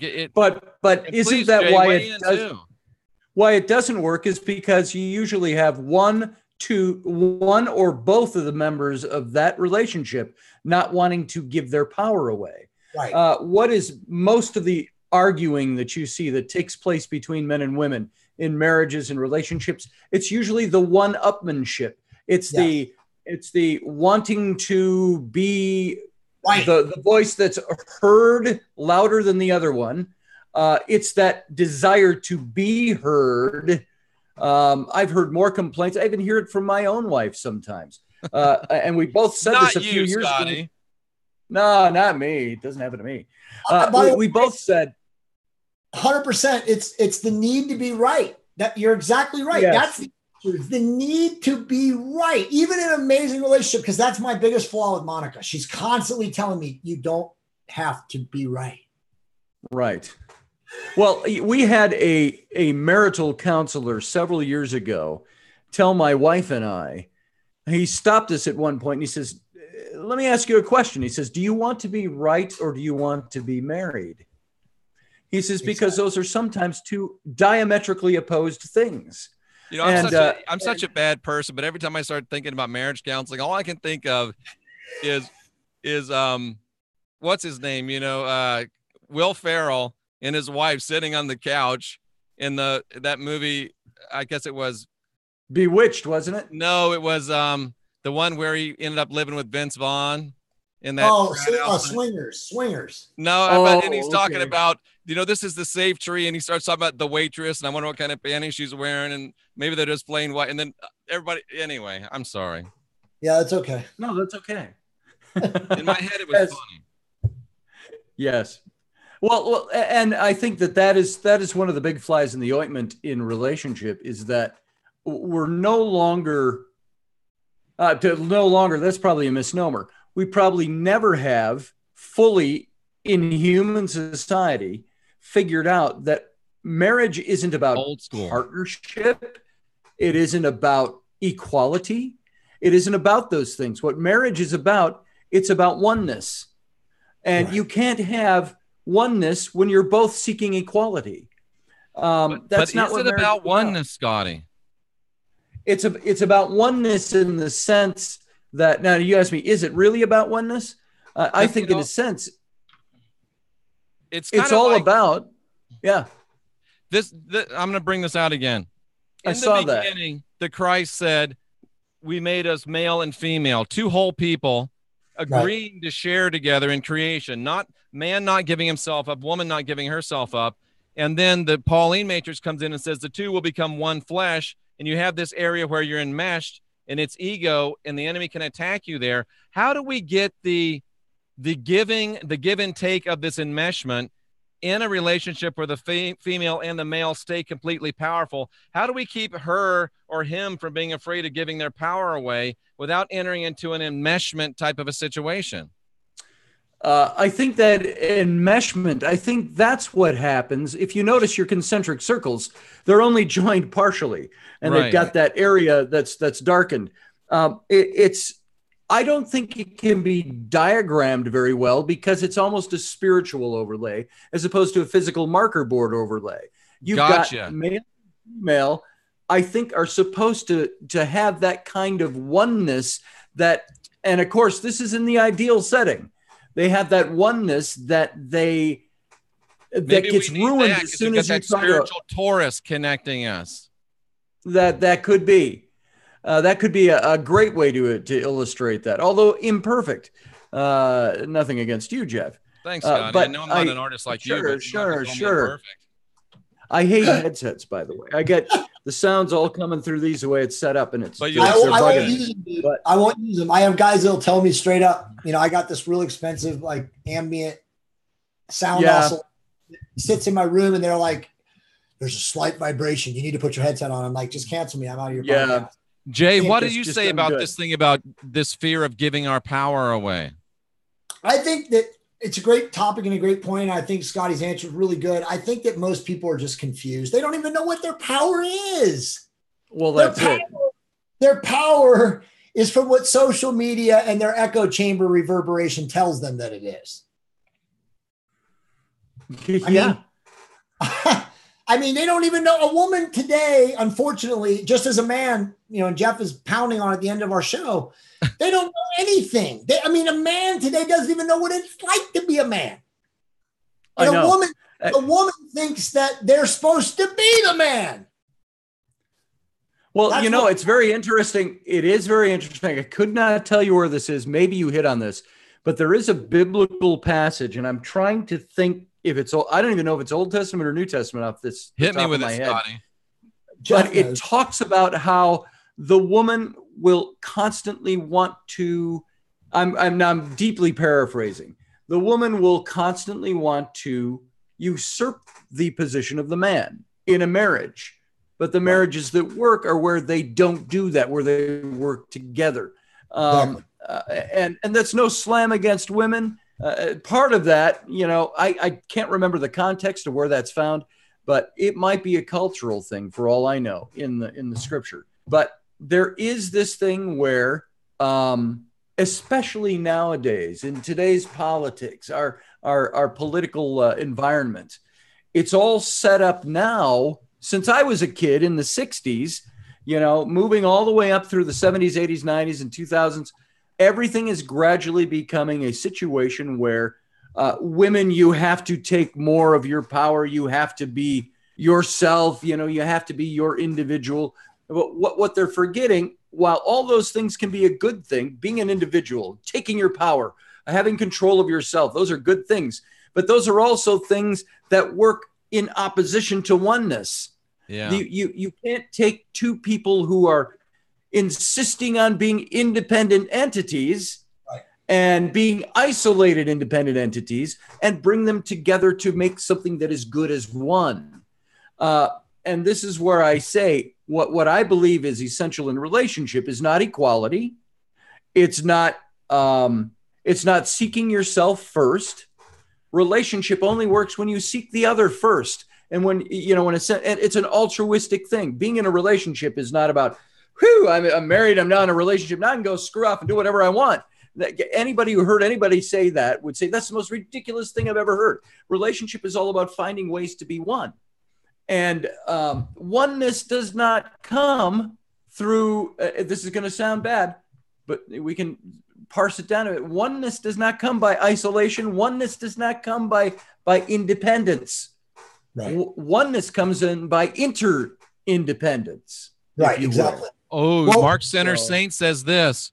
Why does it have to be give up your power? Why can't it just be give your power? That's it. I'm not saying give up your power. You can have all those things that make you who you are, your individual, but you cannot operate as an individualist within a relationship. Operating that way is where you start to drive the other person away. If you're not thinking of the other person and bringing them in to what you're doing, and if that person is not doing the same for you, you're two individuals walking down the same road. You are not two individuals that are creating the same road. Can we be and I think there's one without being enmeshed? Yes. Can we be one without giving our power away? Can we retain our full individual personhood and work in cooperation without feeling like we're giving up part of our power? Yes, but that can only work if both people are focused on that. If you've got one person focused on that, it ain't going to work. If you got neither focused on that, it's not going to work. You've got to have both people focused on, and Jeff, it's like you've talked about in the past about this whole spiritual sexuality. Take that same modality and put it into the oneness of relationship. And you'll see what I mean. There has to be that time where you separate individually. If you want the best sexual experience, spiritual sexuality, you both separate and you work on that and then you come together. And I think that's what this is in relationships. It's the same thing in relationship. You come together to make something work amazingly. Doing it separately doesn't work. Everything I do should be focused on, I'm in a marriage. It should be focused on my wife. Not that I shouldn't have my hobby. And I'm not saying I can't have my hobbies and do my stuff and all that, but all of those things should be subordinate to the relationship. I agree. Some guys view that as being, oh, what, you mean I can't go bowling with the guys anymore on Tuesday? I can't go hunting. I can't go out to the bar. No, it's not those things. It means all those things are brought into unity with, it's like I used to read a lot of tarot, and there was one card, the Magician card, and he's got all these elements in the card that are surrounding him, that he could pick and choose any element that's in nature and around him and incorporate those into making his alchemy work. I think that's exactly what you should have. Well, in a sense, in relationship, by way of illustration, you've got all these things. You got your sex channel over your bowling channel, your bar channel, your hunting channel, your sports, your family, your kids, your boating, your whatever, are all these things out there, but they're all supposed to be brought in to be subordinate to what the relationship is about. Yeah. And again, all of this talk is very hoity-toity if we have no way to implement that and make it work. Yeah. It's one thing, it's I can't even think of an illustration appropriate enough, but it's talking about things is very different than implementing things. And that's where I think a lot of people get stuck. It's like, how the hell do I do that? How do I make that all work? What if one day my wife... Sorry, Scotty. Jay, I think that you and Monica are two very strong individuals. I think that probably Monica feels like she's a strong individual herself. I think you probably feel like you're a strong individual self.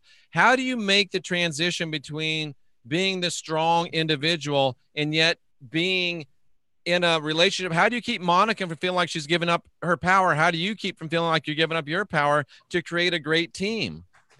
So sometimes it's walking a tightrope, but addressing what Scotty just said, because I agree with 99.9% of it. But I also feel like the plain cold truth about marriages in America right now is that majority of them are, I don't know how to come up with a strong enough word saying in a negative fashion. 50% of marriages end in divorce. And probably what is the percentage of people that are married that are cheating on each other or sexless or even worse? And again, we're not going to hear him define that because I don't want to go down so much of a negative path. But what Scotty's talking about is a 5% or less of marriages.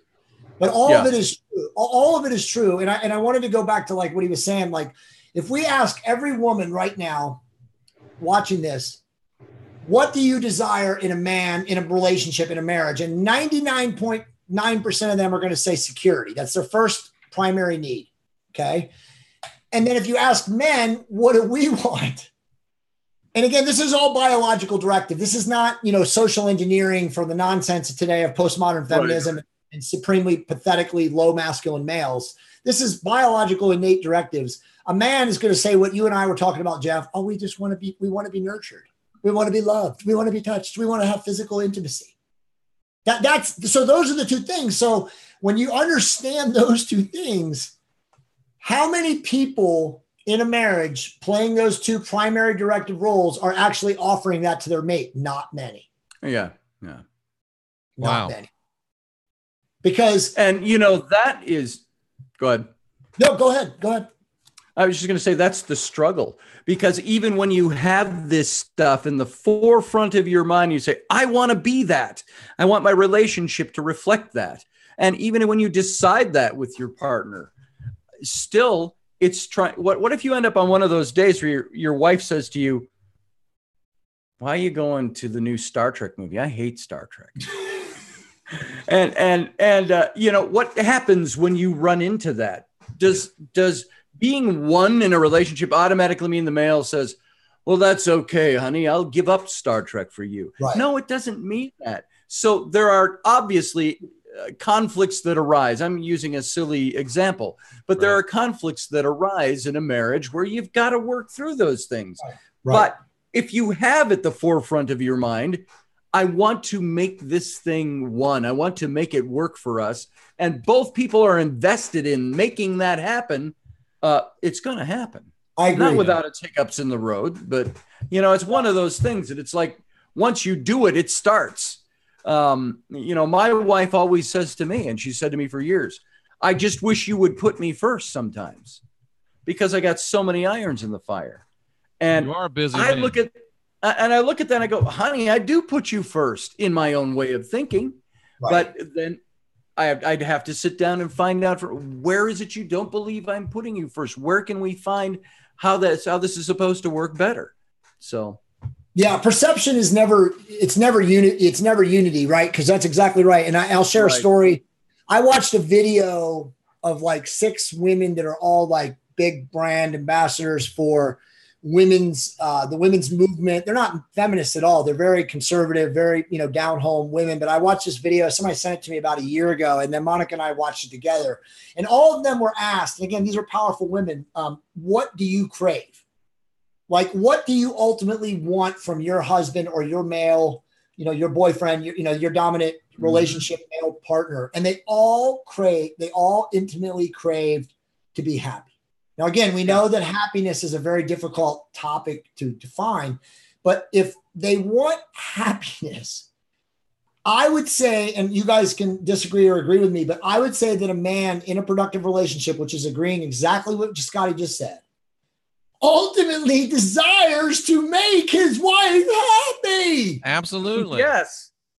That's at the core. That's what I'm saying.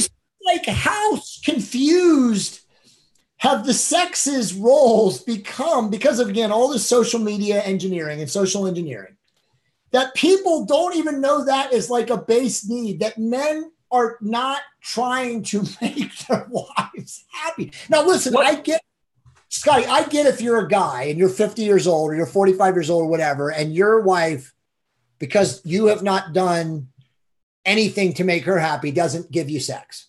Right. Right. And that's the number one complaint from men after 40. I don't have sex enough. Right. I mean, I just saw the latest statistics, Jeff, and it's mind blowing. It's less than one time a month now. It's statistically less than one time a month. I'm out. Okay. But again, think about that. And go back to what Scotty just said. It's very difficult to be a man in a relationship that is sexless to make your wife happy. So that's where this, as Scotty very aptly said earlier, it's a work in progress.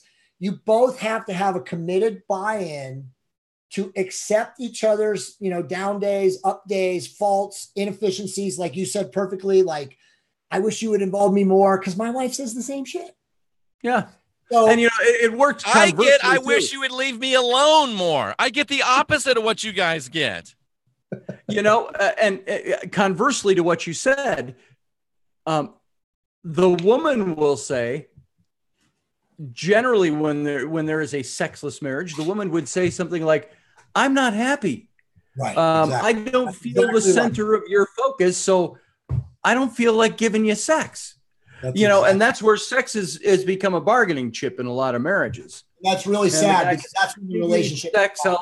It's you're probably best to start dividing stuff up at that point. No, there's no question. Right.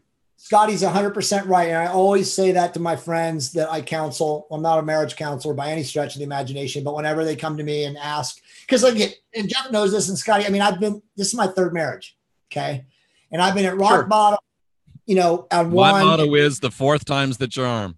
I hope that's not my motto, but no, I found my right person, but that's because I did the internal work necessary, and my right person helped me and encouraged me and challenged me to become a better person. But that is the key to me in a productive relationship. Are both people doing the inner work? Are both people willing to do the inner work, right? Because normally there's one who's willing and one who's not. And when you're dragging one person, is it always the man or woman, you think, statistically, or is it across the board? I think it's across the board. But I do believe that women are more in touch with their emotions than men. And so I feel like more women will be apt to work internally. And to be willing to do the internal work. Yeah. We know statistically that women are the ones that initiate counseling. Right. Okay. Way more than men do. So that will also lead us to believe that most men, not most men, but the majority of men in, relationships that are coming to a standstill are reluctant or unwilling to seek inner work because they're already feeling like she doesn't have sex with me. What am I supposed to do? Sure. Wow. So what do you do if you're a woman and you have a man that's with you that is awake? You're both on par spiritually. Everything works good in your spiritual realm. Nobody's cheating, nobody's doing anything wrong, but somehow the man is not doing something to make the woman feel secure. Somehow the man is not doing something to make the woman's needs feel like they're being met. What does that woman do? I mean, let's face it. How many people, 3% of the population are on the Hawkins scale at that level? Jay, Scotty, what does a woman do does she just go look for another one, or does she try to work with that guy? Or what about the guy that has a woman? The relationship is spiritual, but she, has been through stuff where she can't let a guy be a guy, or she's, disconnected. When do you decide to put up the white flag and just give up? And when do you decide to work harder to make it work? How do you balance that? That's the $1 billion question. Where do you draw the line between saying this is worth working on or this is not worth working on? Yeah. I will say from my own personal experience, my wife and I have been married now 11 years. We've got some problems. We've had ongoing, as you know, and some of the listeners know, but it's asking the question. I have, one of the worst things a guy has sometimes, best things he has is his friends. Sometimes one of the worst things he has is his friends. I have more friends that will say things to me like, you should just pack it in and go. I'm sure my wife has some of the same, but my thinking is we have 3 children. Yeah. And everybody's going like, oh, children are resilient and they'll survive if you guys split up. I say bullshit to that. There is this untalked about consequence of divorce for kids that lasts their whole lives. And so it's not saying you can't come through and you can't make things work, but there are things about divorce that will stay with a child into their adulthood forever. I'm a child of divorce. I agree with you. I am too. And I will say that I think children need to see when there's trouble in a relationship. Children don't need to see mom and dad split up so there's happiness again on both sides. La-di-da, fucking ta-di-da. Pardon my French. I get so sick of hearing that. Do you know what your children need to see? Your children need to see you two working on it for their sake, to make it good, not to make it just workable. Okay, we've got this workable thing now we put together with Tinker Toys, and it'll hold for the next 16 years until you're all out of the house and we can finally get a divorce. You really just is that the way it's supposed to work? Tinker Toys. Yeah, whatever. Scotty is 100% right, Jeff. I don't mean to cut you off, Scotty, but I mean, I'm living that right. I'm living that right now. I have, 3 children from Monica's previous marriage that I'm managing, and Monica's managing my 2 biologicals. So we are the modern familia. We have 5 children, between 2 separate marriages, and Monica's children are older, and they are definitely permanently, and I won't say irreparably, but permanently scarred by what the parental annihilation that went on from her ex, who is not a good person, without saying anything else. Yeah. And you're right. And Scotty is 100% right. And what he's getting to, and I'll let him finish, is they do need to see the husband and wife coming together and finalizing and going through therapy and whatever, the ups and downs of life, because that's what life is about. Again, as I always say, it's the gift is in the contrast. Go ahead, Scotty. If I had a dime for every time somebody said to me, you need to divorce for your kids' sake so they can see you be happy, I'd already be retired in a small Caribbean island with a new wife. But I don't believe in that. I believe what kids need is to see you make it work. Life is only so long. And, I hate to be cliche, life is short. So you better damn well get with it and make it work. And most of the time, if you have problems in a relationship and you break that relationship up thinking you're going to find something better somewhere else, you might. But you know what? If you've got stuff in that relationship, you bring it with you to the new one, unless you find a way to heal that. And why not do that with the person that you said, I want to be committed to this person for the rest of my life and have kids with them. And now that I have kids, I don't want to be committed to that person anymore. Right. You work on the commitment. You work, and some people say, well, it's impossible. He's a narcissist, or she's a bitch, or whatever it might be, whatever the terminology that's being used. Those are all excuses, is all they are. They're excuses. Now, my granddaddy used to say, if you don't do the job right the first time, you'll have to find time to do it right the second time. Or the third. That's sort of what you're saying, Scotty. And I'm not saying there are not legitimate situations where there's, there's like the 3 A's. If someone's being abused or physically violated, then that's right. That's I used to say it's the 3 A's: abuse, addiction, and it wasn't alcoholism. There was another, adultery.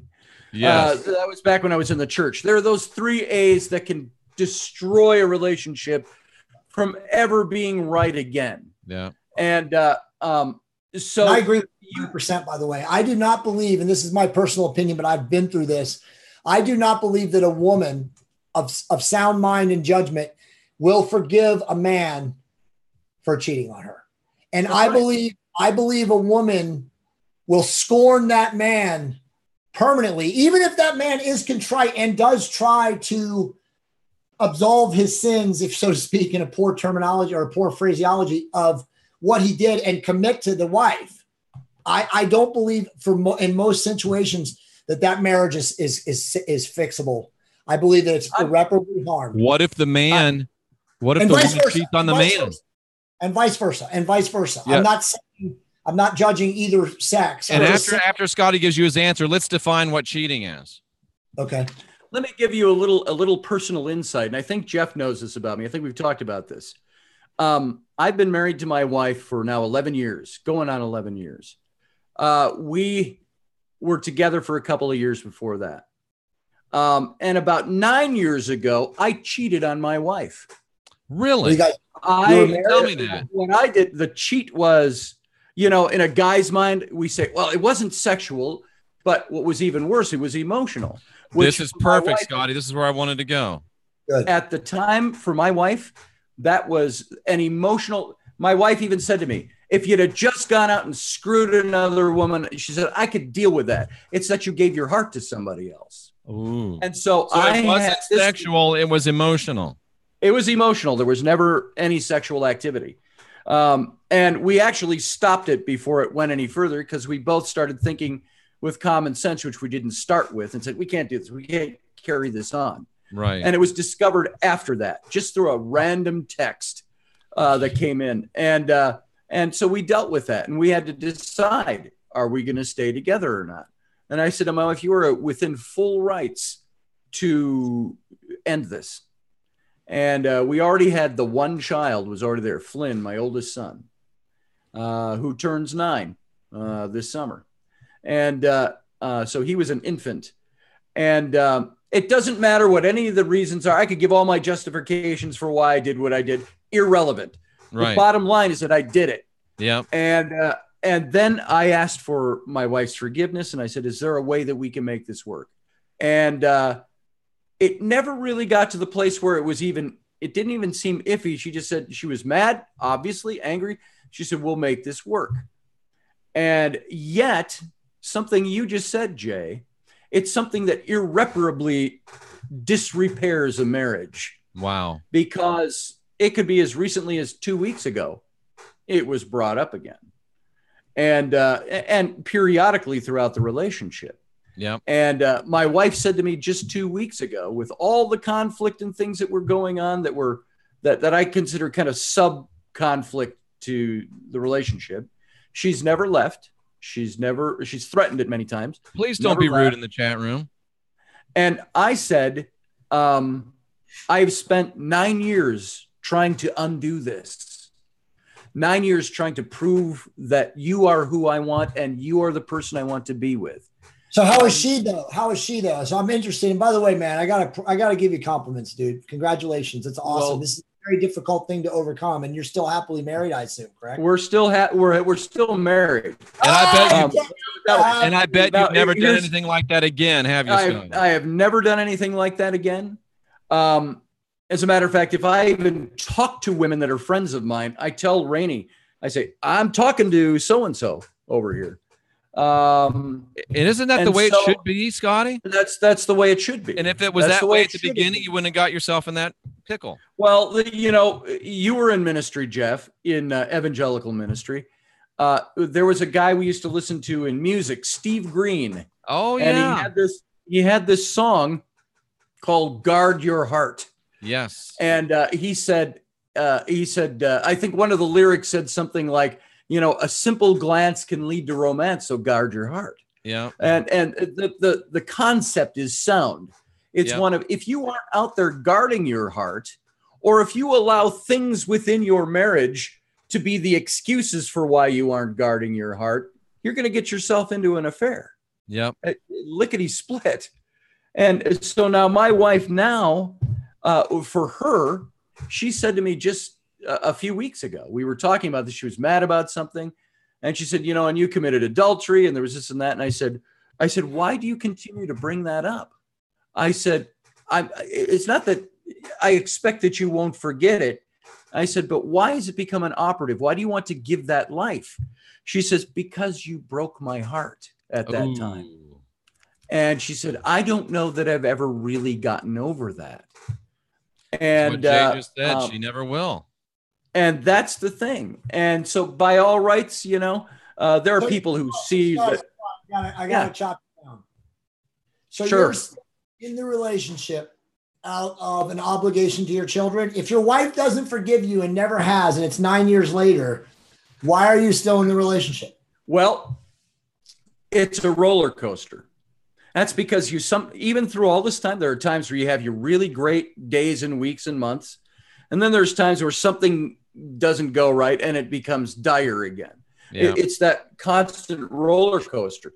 And you try to live for the highs. Does she love you? Does she love you? Deep in her heart, does she love you? If she doesn't love you, Scotty, you got to get out, bro. I think she does. I honestly, there's no thinking though, man. There's no thinking. If she does not, I use guarded language only because you deserve love. Yes, I do. I've been you, bro. I have been you. Okay, I'm Scotty, I love you. I love you, bro. I love this guy. Thanks, Jeff. I love you. I'd give you a hug right now if we were close enough. I actually love you, too, bro. I would spoon with you. Yes. Scotty is me. Scotty is me in my previous relationship. He is. Well, and you know, there is always that hope of holding on that we're going to be able to fix this one of these days. It's coming. Yeah. It's not going to happen overnight. And now it's been 9 years, you know, damn close to 10 years. Well, it's 9 years because my son is 9. And I think and I believe that my wife wants to be here. It's when she is dissatisfied, when she is unhappy, when she thinks that I'm not upholding my end, that all raises to the surface for her again. You know, I've seen Rainey. I've been in the same room with Rainey. If Rainey wasn't happy with you, Rainey is fully attractive enough and young enough to go find somebody else. There's a reason why she's with you. I don't know what it is. I'll tell you, Jay, you don't know my wife. You don't know my wife. My wife is 20 years younger than I am. And she's hot. Good on you, bro. She's worn out. She's worn out. She's got the 3 kids right now. And she's sassy, that Rainey. She's sassy. She's sassy. And I got to tell you, I'm madly in love with my wife. I don't know that that's going to retain things the way they are. But this has been going on for, Jeff knows, God knows, for 3-4 years at least. A long time. And, well, are you guys still amorous with each other? Or do you still have sex? I will tell you that. I'll confess this right here on radio. It's been a good 8 months. Wow. Without. And for Rainey, some of that is. Good morning, Trisha G. Yeah, she is genuinely is so overwhelmed by being a mom. And with these kids, a lot of what she says to me, and I've pinned her down on this. I said, now, are you just making an excuse or what? And she's like, no. She said, I am so. She has no private time.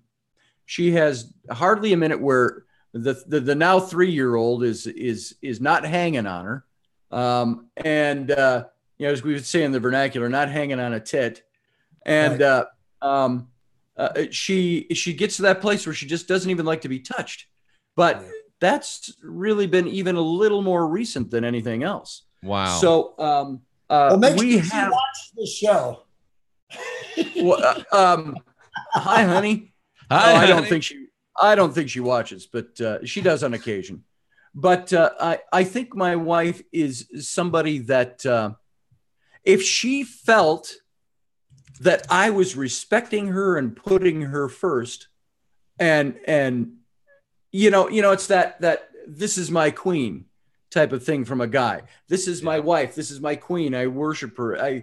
You know, that attitude from a guy. If she felt she was getting that from me, which I feel I do, but obviously don't do it well enough. So there's that, again, that coming together right now. This is why this is so recent for me. This conversation about being 2 individuals as opposed to coming together and making things work. And because I learned that from Rocky. Rocky always calls Lisa his queen. And as soon as I heard that, I said, the next time I get in a relationship, I'm gonna do the same thing. I do it with Sandra, but you know, our dynamic's a little bit different. I'm sure it's weird. It's different. And see, I can't explain away or justify away or excuse away 8 months of sexlessness. Yeah. You know, that's something where my wife is just pretty much like, I just don't want to do that right now.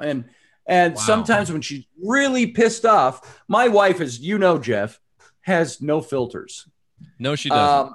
If she's mad about something, she will spew off the most ungodly line of bile that it takes to make her point. Like a 30-year sailor.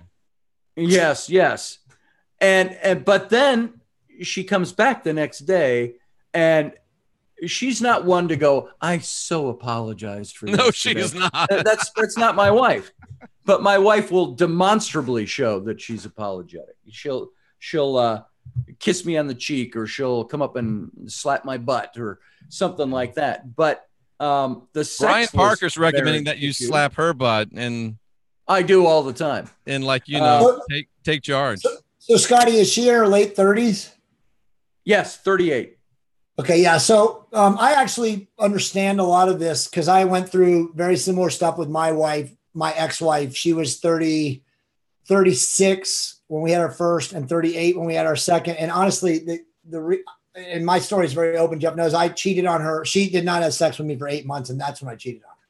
Yeah. Physically. And I went to counseling, and the therapist told both of us that we violated the contract and the sanctity of the marriage because, you know, it was her job as a wife to, you know, be in the bedroom with the man to respond to his needs. So, I mean, I could never overcome what I did because I knew that it was wrong and it bothered me. Right. But then she cheated on me and, you know, the whole 9 things. So in my pathetic mind, and again, this is back in 8 years ago. Sure. Oh, well, I cheated on her and she cheated on me. So we're good. And we're recommitted and we have 2 kids. And so I know where you are and I've been where you are. I feel like right now, the best advice I can give you is that you have to sit down with her and you have to talk to her about this stuff. Yeah. And you have to share what you feel. And regardless of whether she wants to have sex with you because of the kids, and believe me, I get it, man. My wife was a zombie on the second baby because she didn't sleep. Well, I will tell you, the sexless nature has been a bit up and down. There were times where it was like, man, I haven't had sex for 2 years. There was times I haven't had sex for 2 months. Then there'll be a week and you have sex every day of the week. And then it goes, that was the last time. And then it's like 7 to 8 months of nothing. And, but I can date this all to the birth of our third child, who is now just 3.5. When all of this really started, there is something physiological that took place there, obviously, with the birth of a child. But I think that something in there clicked something else too. And it's just for a woman to want to have sex with their man, they have to feel that their man loves them and puts them first. That's a symbiotic relationship right there. One relies on the other. If one of those is broken, it all breaks to hell. So sometimes no matter how hard I try, my wife doesn't always see it. Or conversely, no matter how hard I try, I might have blind spots that show that I need to open my eyes to and see that I'm not fulfilling. Topper Harley says, take her to tango lessons. There you go. There you go. Or something. And I think you just need to have a very, very serious heart-to-heart conversation with her, and you need to find out where she is. And you have to ask her really hard, tough questions that are not, it's not going to be easy for you, Scotty. No, I mean, and trust me, we've had these conversations. Ladies and gentlemen, welcome to Counseling Scotty Roberts. There you go. But you know what? And I'm trying to make this applicable for everybody. But we've had those conversations, and they generally end up with us still being together and saying, this is where I want to be. You piss me off, Scotty, but this is where I want to be. You pissed me off, Rainey, but this is where I want to be. And people say, why do you want to be in there? Because I love my wife. There's difficulty. Wow. Yeah, there's difficulties. But does she stop loving somebody? Does she love you, though, Scott? She says she does. She does. She tells you that she loves you. Yep. Wow. Okay. Yep. Well, then you're good. And then I can't tell you to get out. I mean, because the woman always is, unfortunately, and I learned this again through my experience of when I went through my divorce, when the woman's heart is not in it and they're emotionally detached, which doesn't sound like that's your case, but that's when no matter how much you love her, no matter what you try to do to be the man, to be the provider, to be the powerful guy, to recommit, it doesn't matter. Yeah, you know, I had a therapist tell me that you're like a garbage bag on the side of the road, a big garbage bag with all of the stuff, but psychologically, that's how they see you. And again, it doesn't sound like if she tells you that she loves you and she hasn't left you and you guys have been there for 9 years, it sounds like there's something, like you said. I'll tell you something. Can I read Trisha's comment? Trisha has a wonderfully understated comment. Trisha G, spiritual numerologist. Hey, Trisha. There's usually problems when a woman goes 8 months with no sex. Oh, yeah. I agree with you. There's problems with that. And my wife has told me I don't love you anymore. But then she will come back and she'll say, not relating to that conversation to negate what she said or apologize, but she'll come back with something totally different. Because I love my husband so much, this is what I'm doing, because I love you so much, because, and so on. So there's confusion, there's mixed messages, there's there's the big physical message of the 8 months. But at the same time, she's trying to get me in a place where, I don't even know how to say this. There's sex would be good between us if this and this and this. And I'm not so detached that I think I don't know what these things are. I don't know how to do them. It's that sometimes I feel so lost in trying to find any kind of oneness with my wife that I don't know what to do next. And it's not that I couldn't sit down with a piece of paper and tell somebody else how to do it. Here, let me write that out for you. Yeah. Here, Jay, here's what you need to do to make your relationship work. I'm the guy that's engaged. Maybe you should give it to me. Help me out. Yeah, I'll give it to you. Help a brother out. So, yeah. Wow. So, well, I didn't come on the show tonight to talk about that. Even though Jeff very, very tactically maneuvered you down that path. It's like he sure did. He kept me on the show because he was like, I know Jay's going to go after him.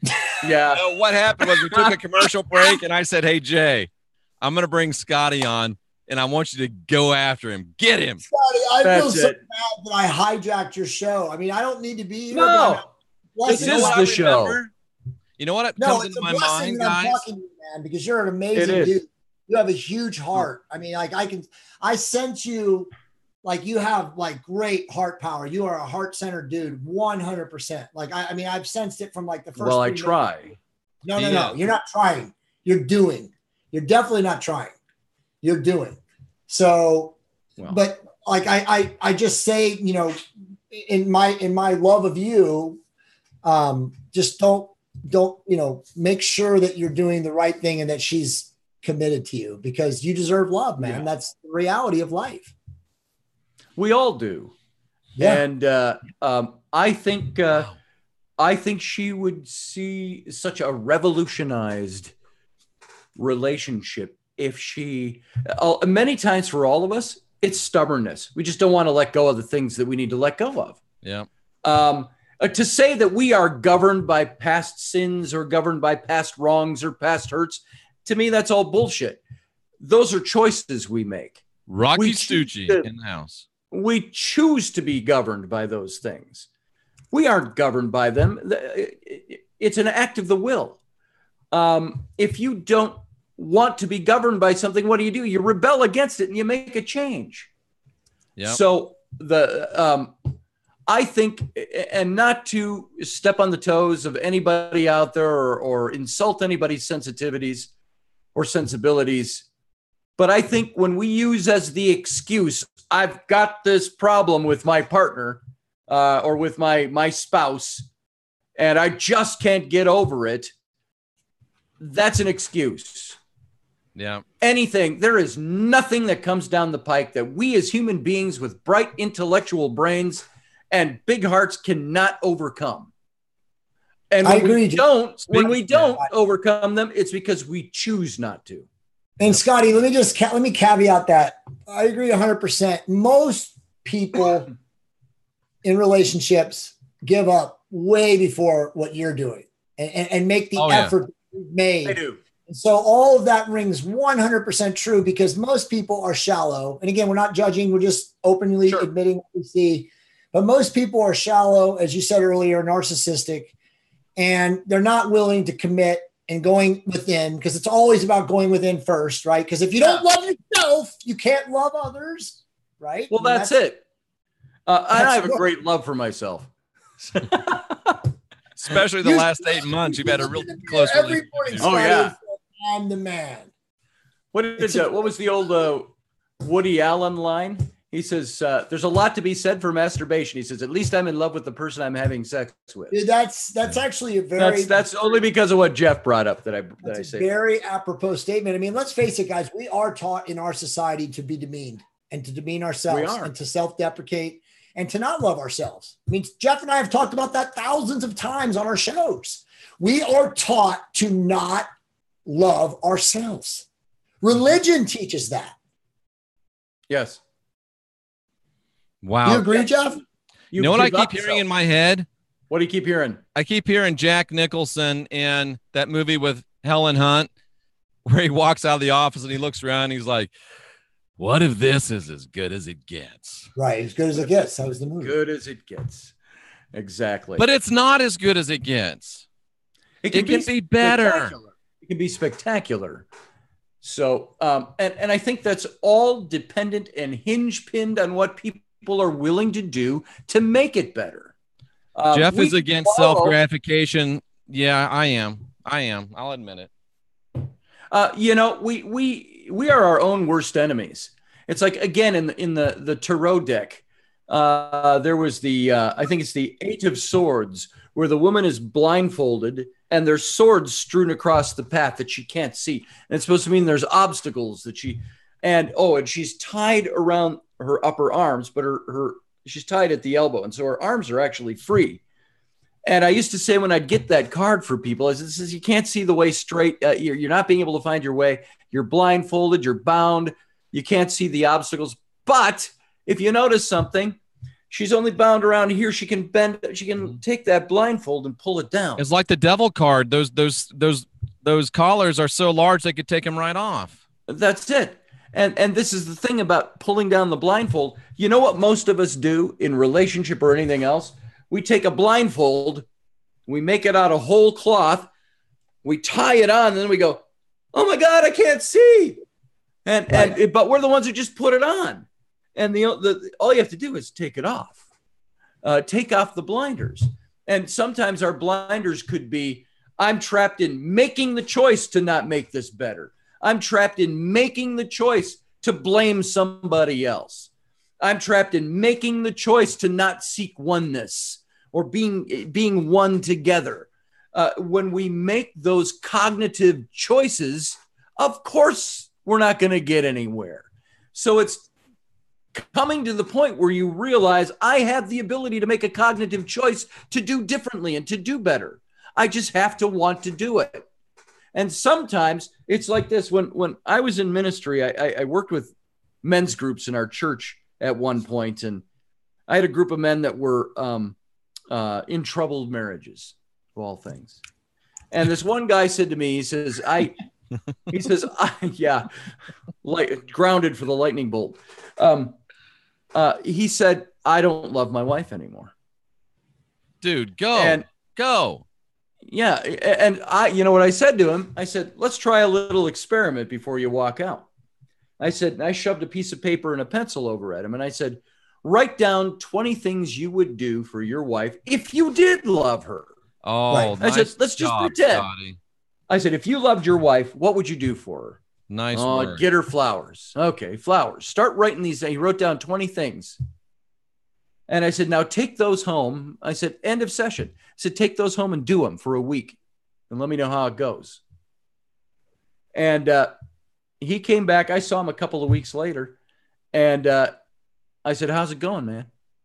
Is that list? He says, I did what you said. And he said, I hated it when I started. He says, but I realized how much I loved my wife after I started doing the things to show her I loved her. Wow, that's great stuff. And I said, that's by way of illustration. That's just a thing. That's an exercise. And I would recommend if anybody is out there and you say, I don't love my spouse anymore, I challenge you to do the same thing. Write down 10 things that you would do if you did love them. Then do those for a while before you make any dramatic decisions in your marriage. See what happens. See what happens. Just do it. Wow. What if you had somebody that you were married to and you say, I don't love that person anymore, and you started buying them flowers, or you started taking them on a date, or you got their favorite movie and watched it, made them popcorn and rubbed massage oils into their feet? You know, what if you did that kind of thing for somebody that you said you didn't love? Would you do it drudgingly? Or if you put your heart into it and tried it, what do you think would that revolutionize the way you feel? Wow. What do you think, Jay? Very powerful stuff. Wow. And in essence, awfully simple stuff. Awfully, you know, the little things are always the big things. I just noticed your dog in the background. He's dead. That's Thor, right? His name is Thor. His head went up. Thor is a very, very loyal. Jeff knows he truly is my spirit animal. I was not a lover of animals until I met Monica. And now I'm like the biggest like animal lover and defender of animals. And, you know, I'm not out on the pizza fights. I still eat meat. You know, everybody knows that. Amen.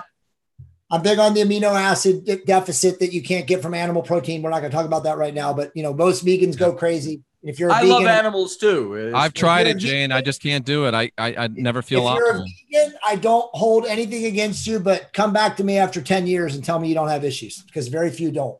And there's lots of groups on Facebook, on the internet, that talk about what happens when you get that amino acid deficiency. And look, I believe, and I don't want to make this as a side because Jeff and I have talked about this before, but I do believe, and I know Jeff agrees with me, that when we were originally engineered one pole, you know, walking around on this planet before they tweaked us, whoever they are, we did not need meat, but we have been tweaked and we have evolved over thousands, if not millions of years. And we need meat now. Yeah.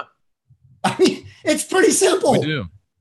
We need animal protein to have the synaptic pathways formed correctly. I'm in day one of a fast and I really need some meat. Guys, there's a study, and this guy, you can Google, or not Google, and go on Twitter. His name is Dennis Mangan. I think he's Rogue Health and Fitness. He's a good friend of mine. He's very, very anti-vegan, and he is always posting studies. But all the studies that have come out in the last 3 or 4 years from children who have been given vegan diets have all kinds of malformative issues. I've seen this. They have all kinds of brain issues. They have all kinds of physical health issues. They're weak. Their nervous systems are maldeveloped. I mean, the data is out there. Yeah. Yes, it is. But people want to escape it. They want the scientism of vegans and veganism. And again, I'm not attacking people. I mean, it is what it is. But right now, the human body and the gut biome, the microbiota, has been evolved to handle animal protein. It has. And I don't think you can shift that physiology. You may be able to get away with it for a while. And again, no axe to grind with anybody. They can. You're right, Scotty. They can get away with it for up to 10 years. And then I got away with it for like 2 and it quit working for me. I'm not kidding you. There are people, and Jeff and I have talked about this, who literally go insane. Yeah, I believe that. They become psychopathic. It's the deficiency. If I don't get my bacon, I will go insane. It's sad, man. I hate talking about veganism because I have so many people in the health and fitness realm that follow me and stuff like that. And again, if you want to do it, and listen, I have done videos about eating pea protein and building an amazing award-winning physique by just consuming pea protein. And there are people out there that can do it, and God bless you if you choose. But again, come to me after 10 years. Yeah. Yeah. Wow. Well, gentlemen, it's been an hour, believe it or not. It has. Holy cow. This Jeff, was very 2 hours of Jay Campbell. Are you not ready to put a gun in your mouth? I'm starting to understand Monica a little bit better, I think. I'm starting to get into her world. But one thing that Jimmy Swaggart said to me a long time ago, he said, Jeffrey, always remember this. He said, it's much better being single, wishing you were married, than it is to be married, wishing you were single. That's a good point, man. That's very true. And I'm single, planning to get married. I'm engaged, planning to get married. Scotty, maybe on the other end of that sometimes. Jay, maybe. Jay's happy. Jay's blissful. He is blissful. But it took 2 marriages and a lot of soul searching and a lot of inner work. And I don't feel that everyone in every lifetime, can have that. It takes a lot of work to find that quote unquote twin flame. Yeah. And I think a lot of us try to hope that the twin flame is that person. And then we just we don't look in the mirror. Well, Sandra's joke is every chance she gets to use it, the 4th time's the charm, because I had 1 real marriage, 2 weddings, and 2 annulments. So, well, this is my 3rd marriage. You can't say I'm not optimistic. This is my 3rd marriage. I was married in the early 1980s when I was in seminary, and that broke up in about 6 years. We had no kids, and found out later She's a lesbian. She's been married to a woman for the last 10 years, I think. Well, that explains that one. And we didn't talk for 19 years. We talked about this once before, and she contacted me out of the blue to say, awesome. I just need to make amends with you, she said. That's awesome, man. And she said to me, she said, can you ever forgive me for the way I was? And I said, you know what? That was done 20 years ago. I said, so don't worry about that. I just want to know if you're happy. And so I was married again.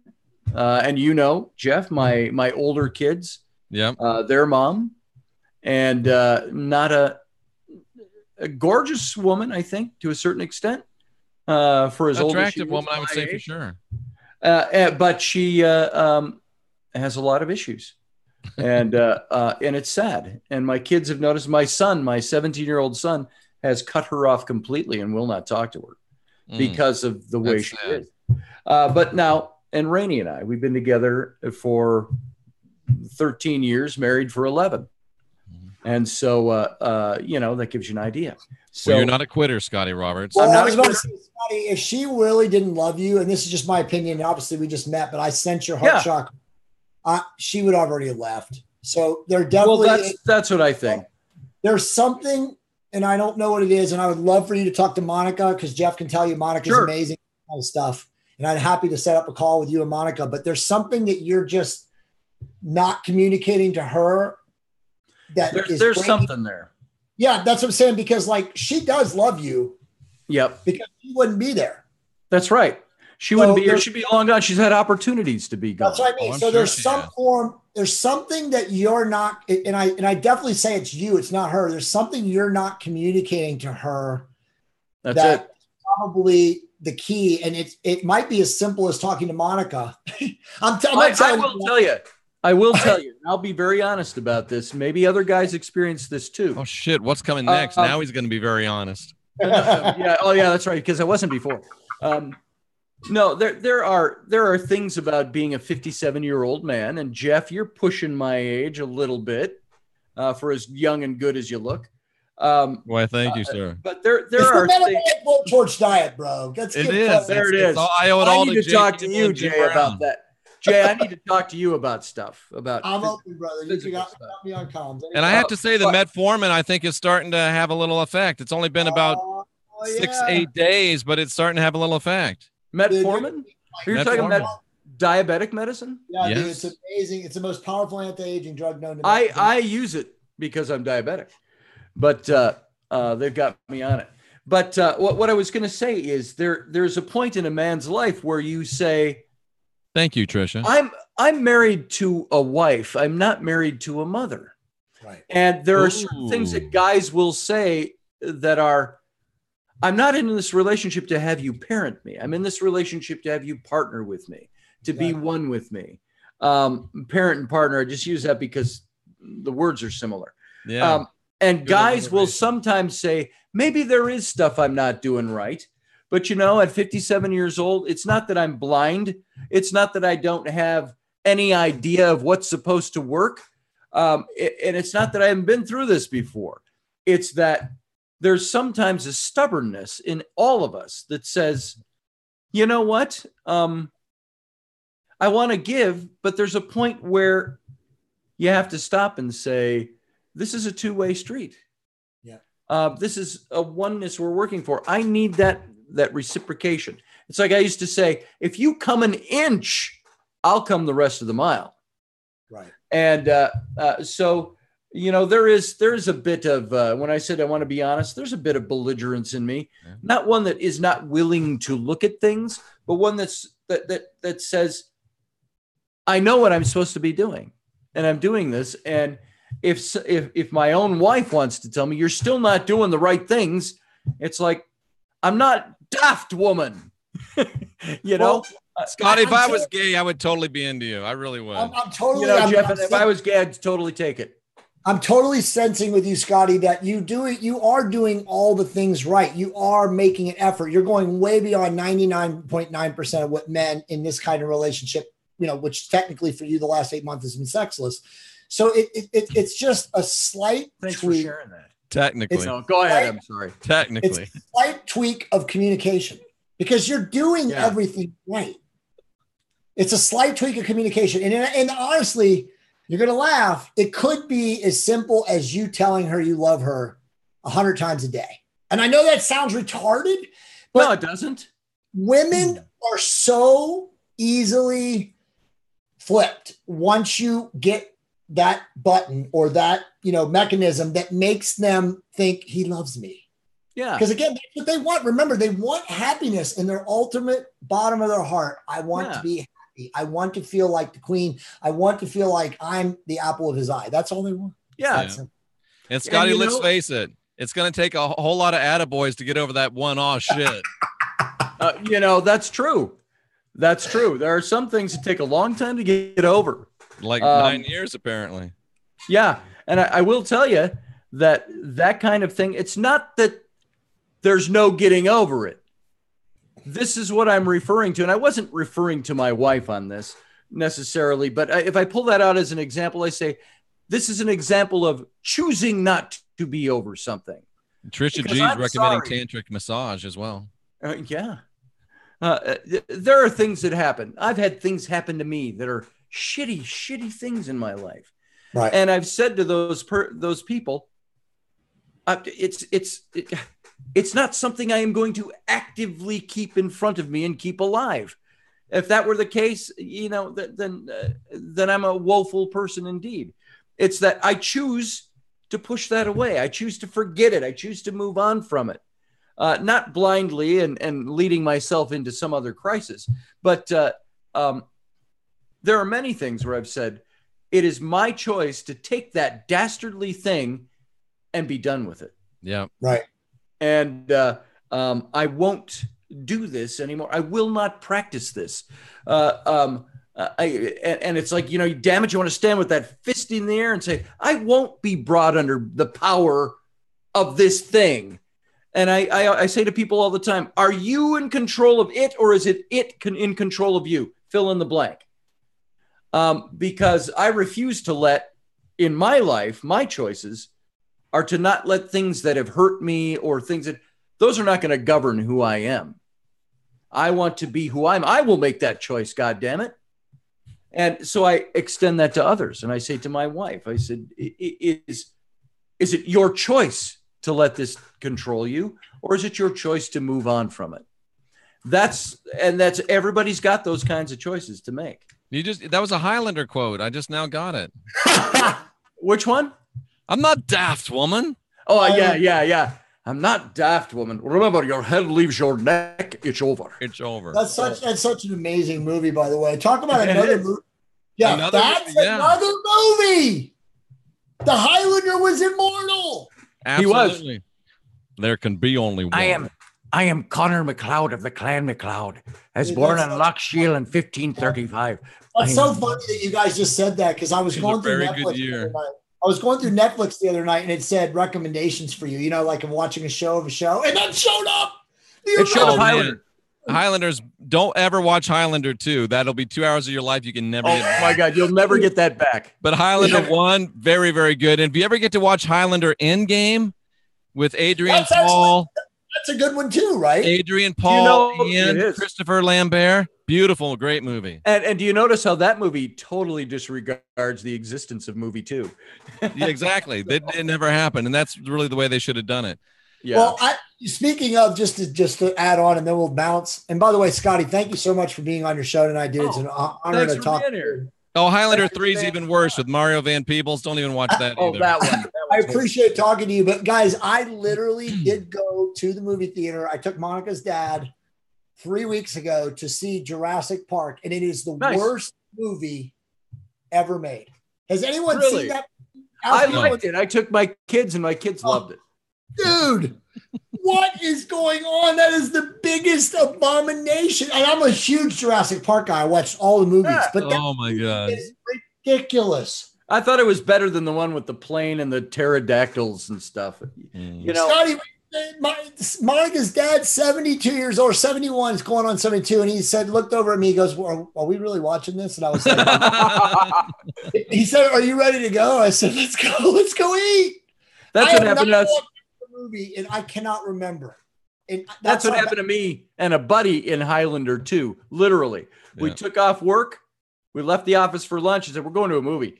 And we went and we walked out of Highlander 2 and went back. They said, we thought you went to a movie. Yeah, this is better. Not for long.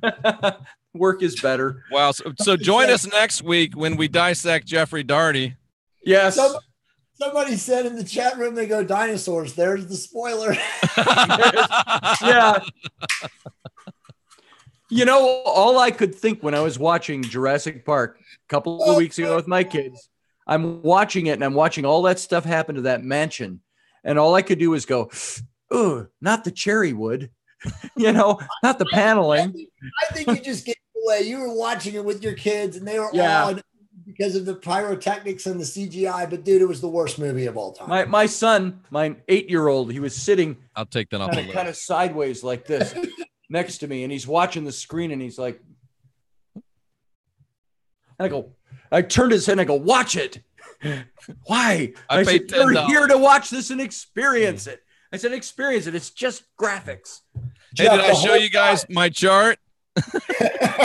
Jeff, the whole plot of the movie, I'm not kidding you, was to save the dinosaurs from extinction.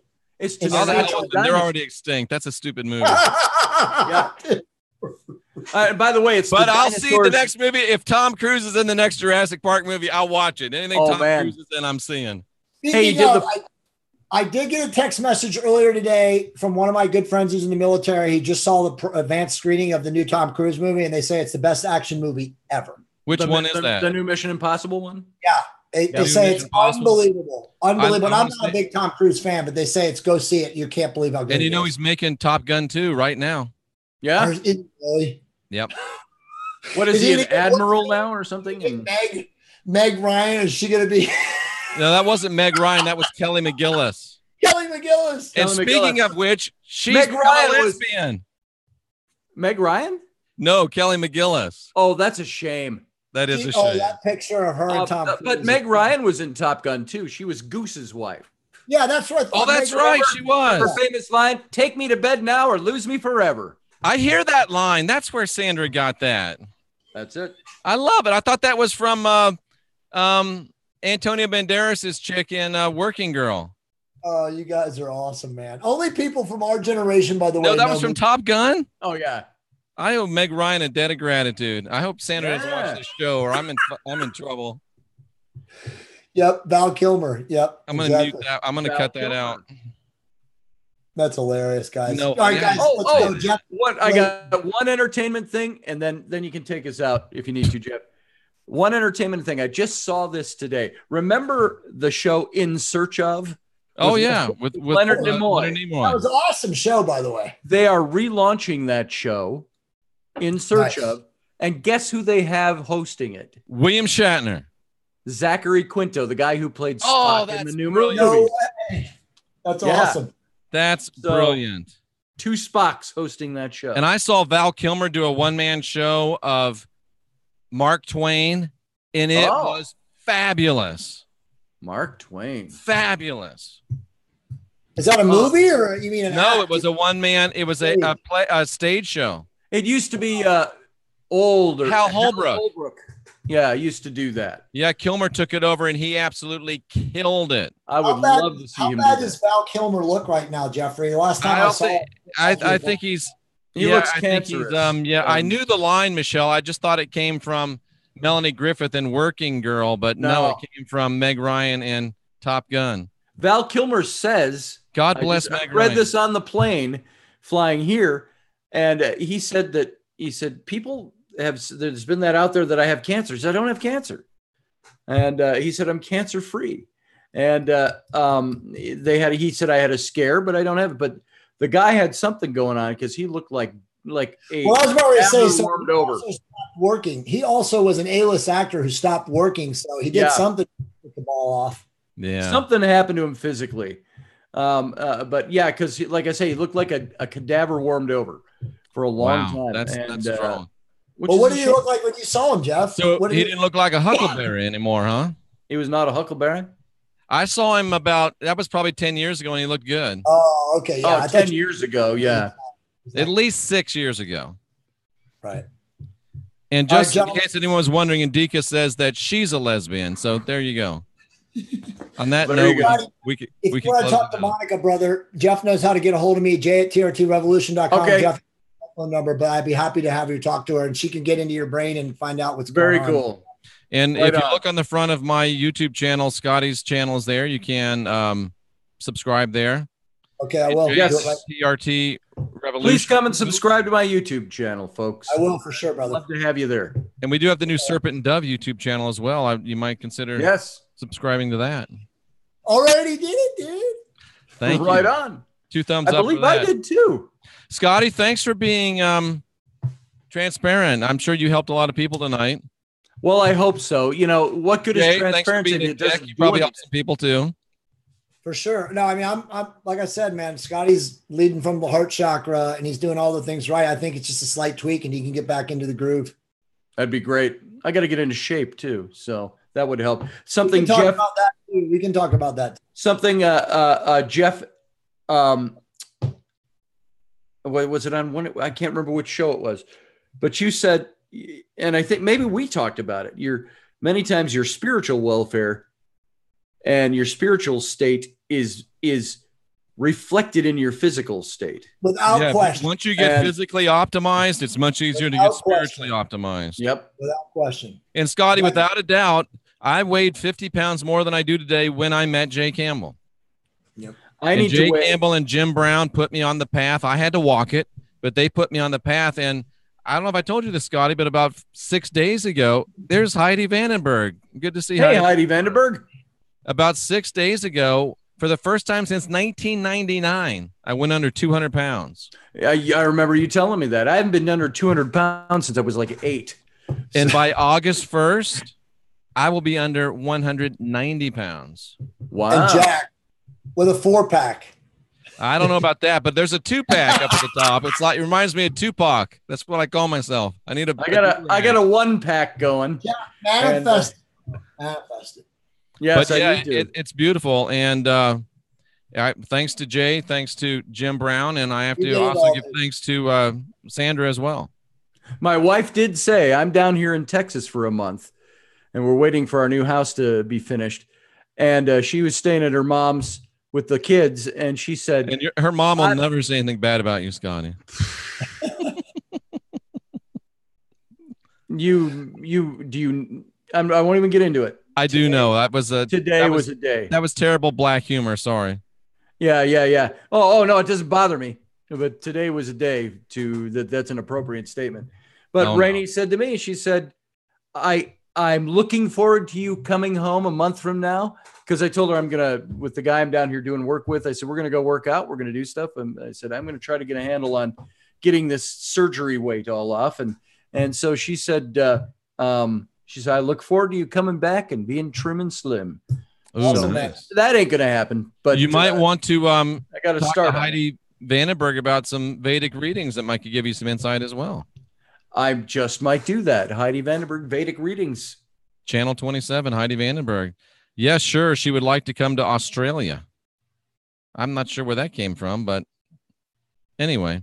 Australia. I was just listening to Keith Urban. Is that his name? Nicole Kidman's husband. There's a Tom Cruise tie-in.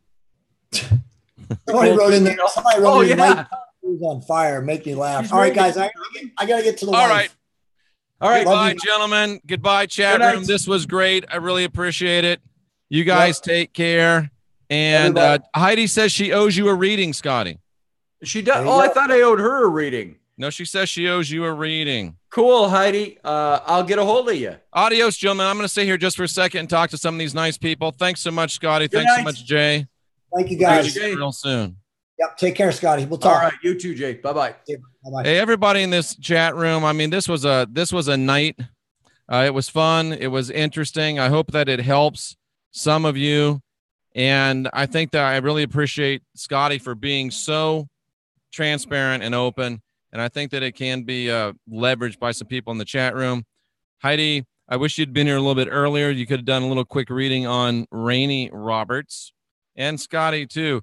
Just go to, if you go in the box below, Michelle, Serpent and Dove link is there. And Heidi, tell me a day and a time when you'd like to do the show. We're going to do a show, Heidi and I, where Heidi is going to do her Vedic readings, and I'm going to do some basic cards of truth, compatibility readings for people. And we're going to have some fun, and we're going to give some people some enlightenment. So after 2 hours and 24 minutes on this show, we combine the Last Stand with the consequential Rapscallions. It was a lot of fun, and I hope that you enjoyed it. I hope that you picked something up. And honestly, the divinity in me does recognize the divinity in all of you. I do salute you. You tell me I said. I'm not sure what you mean, Heidi. Nice to see you all here. I do salute you. And tomorrow night, 7 p.m., Global Witness. Next week, Magenta Pixie, Heidi Vandenberg coming up. Just had Jenny Moonstone. Jay and I come back again Monday night. Every Thursday, we've got the Rapscallions.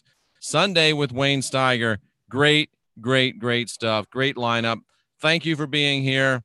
And thank you for being you, because without you, this isn't much fun. Thanks for stopping in, Heidi. For Sandra D, I'm Jeffrey Daugherty. We're here to help you. serpentdove.org, rawreflections.org, and jeffreydaugherty.com. Until next time, remember, you're divine, you're sovereign, you're free. I will tell you when, Heidi. And we're here to help you unindoctrinate yourself, and that is an inside job. You got this. We're the last generation of real humans. Let's lock and load.